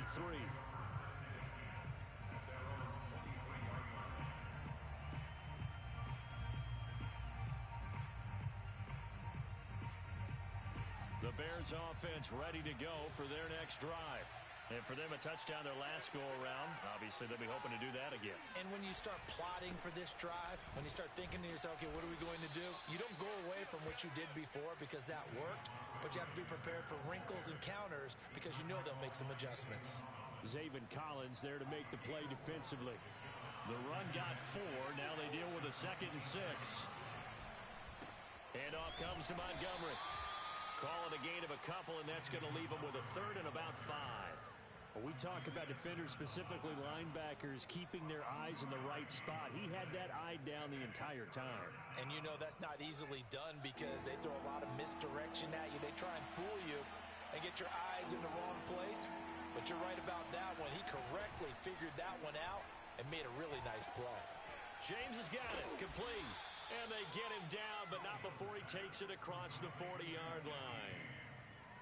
Well, a lot of times when you get a manageable 3rd down situation like this, you have to think about your tight end, and he comes through for him, picking up the 1st down.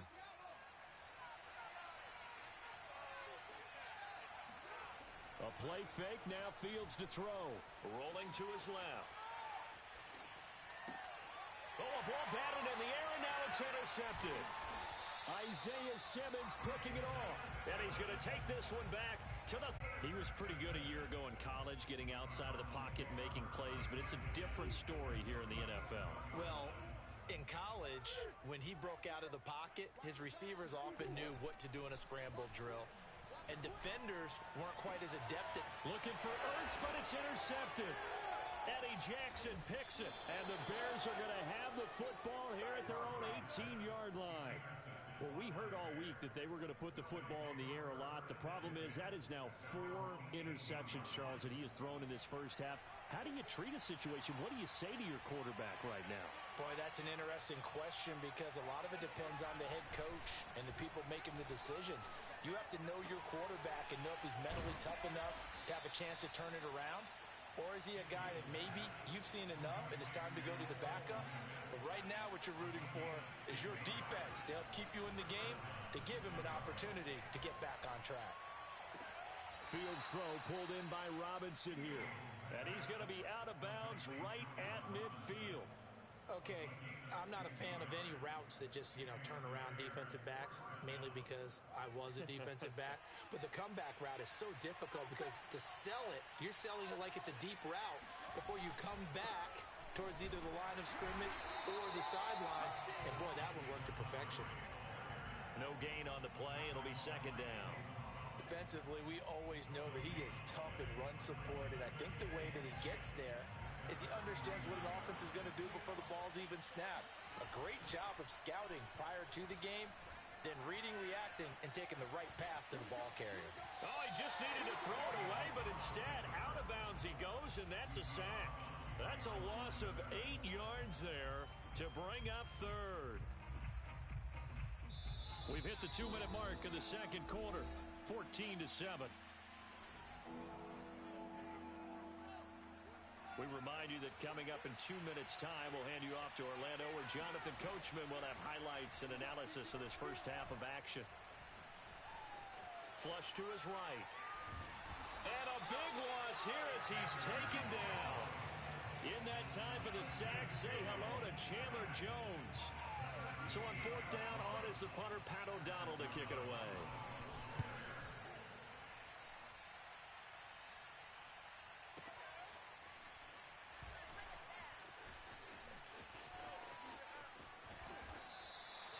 A solid punt, but also a nice return there of 14 yards.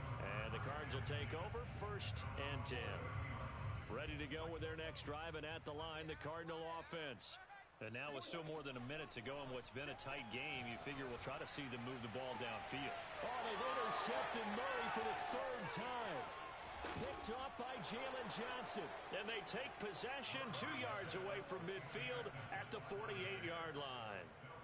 I think you and I were a little surprised back earlier in the game when he threw his 2nd interception. I mean, who would have thought a quarterback of his caliber picked now 5 times? It's beyond stunning to me because we're used to that with maybe a quarterback with less experience or less talent.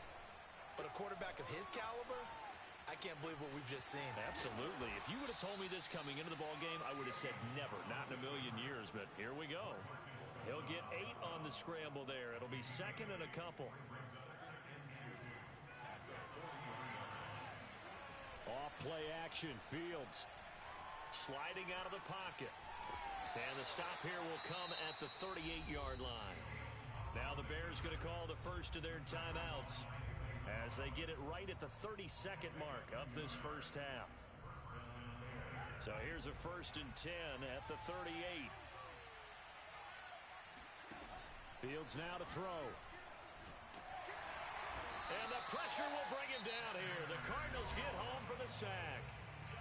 Now the Bears going to use the 2nd of their timeouts as they'll stop it with 25 seconds to go here in half number 1. Sacks a growing theme in this first half. This is 2nd and long. Another try after the first down sack. Fields eluding the pressure right.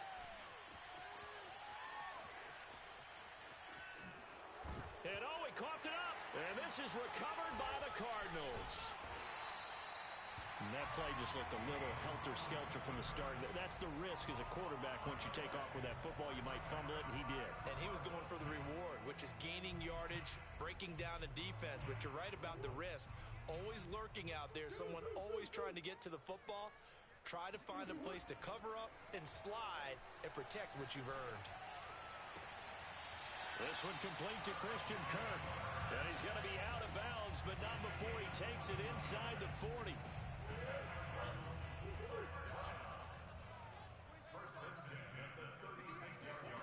Murray now on 1st down. Going deep for Hopkins. And this one almost intercepted. Had a chance to come down with it in the end zone, but could not hang on. A final shot before half from Murray. Being chased out left. And he'll cross over out of bounds right at the 25. That's it for the first half. 2 more quarters to go. We'll have plenty more to see after the break. Both teams finishing up their halftime adjustments. We're about ready to get back to football at State Farm Stadium. And for the call, let's head back out to Glendale and hand it over to Brandon Gaud. Welcome back. Charles and I settled into the booth ready for quarter number 3. Set to resume. Here we go with the second half. The Bears holding the lead and ready to receive the kick. On the return from his end zone is Grant. And the decision to bring it out, not a good one, as he's tackled at the 15.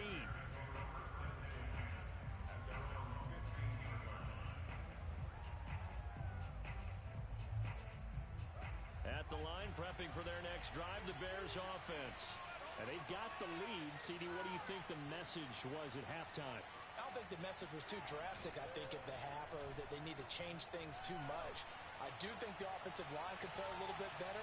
I think they'll try and help them out more. They'll probably keep a tight end in a few more times and maybe add a running back to the formation to pick up those pass rushers, because they probably allowed a few too many sacks for comfort in the first half. After the incomplete pass, here now is 2nd and 10. Here's Fields. Oh, the ball comes out on the hit, but they'll say it's incomplete. They have to like what they've done defensively here at the outset of this drive. They forced a couple of incomplete passes, bring up a 3rd and 10. Don't be surprised to bring a little pressure on this snap. An important play right here, 3rd and 10. And I would expect pressure here. Throwing on 3rd down, Fields. And he'll be hit as he releases it, and that'll fall incomplete. So it would appear they will not be able to add to their lead on this opening drive of the second half. Yeah, if another touchdown was scored there, now we're talking about a two-score game, and they're probably on their way to creating an excellent gap between them and their pursuers. But how about the defense there, able to step up and keep themselves in this one? A big kick that time, 52 yards. And out will come the offense as they take over. Arizona's offense at the line, ready to get their drive started. And their defense did its job by forcing the punt to start things out. And now, Charles, can the offense get in gear? I think, partner, you can sense them saying, okay, the first half was theirs, but now let's get the momentum back on our side. We forced a punt. Now let's go downfield and score. If we do that, we'll be set up well for the second half. Murray flips this forward on a jet sweep, and he'll lose yardage on the play back at the 45-yard line.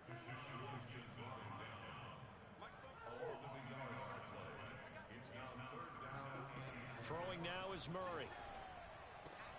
Zach Ertz has it complete. And he'll go down, but not before getting this inside the 30. Normally on third down and short yardage, you're thinking of throwing to your tight end. It's just going to be a simple chain mover. But this time they let him roam down the field, and a nice dart picks up the first down and then some.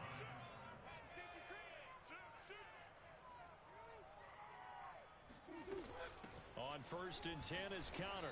And he's going to take this ahead for right around 3 yards, but no more than that. Second down. 3 yards on that last carry. Here's 2nd and 7.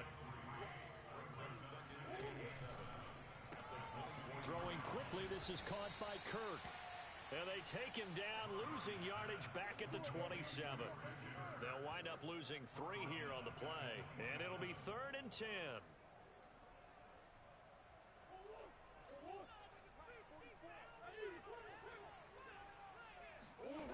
Murray going to throw. And his pass is intercepted for the 4th time today. Picked off by Alec Ogletree. And the Bears are going to take over here at their own 22-yard line. Well, to be frank, CD, this is getting tough to watch. I mean, you feel for him, but 6 interceptions, that's at a whole new level. It's not a good level. It makes it tougher and tougher to come up with ways to try and support him. But you have to as a team because you can't just throw your quarterback aside. You're going to need him later on. But it reminds me of a time that a former defense coordinator of mine told me he was in a game where his quarterback threw 7 interceptions. So after the 6-1, one of the defensive players went to the quarterback and said, here's what you do. Throw the ball to the other team, and let's see if our receivers can pick it off and turn it into a completion. That's just mean. I don't know that I'd go down there and say that to him right now. Probably pretty fragile. From the 34 now, here's 1st and 10.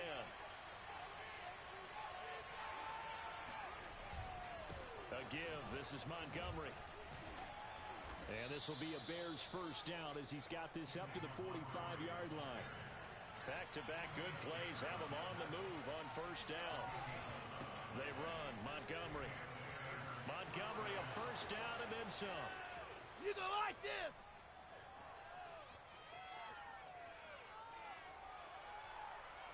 Yeah, baby, we coming again. Touchdown, Chicago. The CD, I mean, there are touchdown runs, and then there are touchdown runs, and that one certainly fell into the latter category.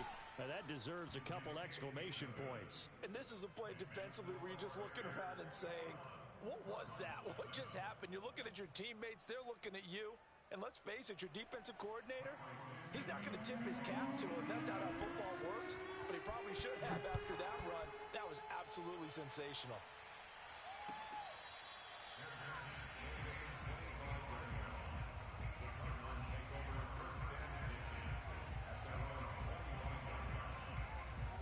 Ready to go with their next drive, and at the line, the Cardinal offense. And there are parts of their last drive they'd like to emulate. And, of course, they'd like to forget the inning, the interception. But they did put together, Charles, a nice sustained drive to get him down the field. Yeah, and unfortunately for them, the only thing that matters is part 2, right? Because once they threw the interception and finished off the drive, that does them no good to go back and say, well, you know, we had a good one going. Finish things off. Under a heavy rush, and down he goes. Robert Quinn able to get in there for his 2nd sack of the afternoon. So one quick, easy analysis about why they've struggled so far. They keep putting themselves in third and long situations. They just took another sack right there. And the off under pressure, and they got to him again. Eddie Goldman with a sack. Just not much a quarterback can do there, CD. The pressure was in his face almost instantaneously, led to a very quick sack. Murray sets to throw on fourth. And now here is another interception. Picked off, and it's a fumble. And I think they are going to get this one back. Well, that would have been something, double turnovers. But instead, they'll keep the possession on the INT. And they will be set up now as he brings this thing all the way back inside the 20. So from inside the 20, here's 1st and 10 at the 18. Now a run with Montgomery. And he gets this inside the 10 to the 9. It's also a gain of 9.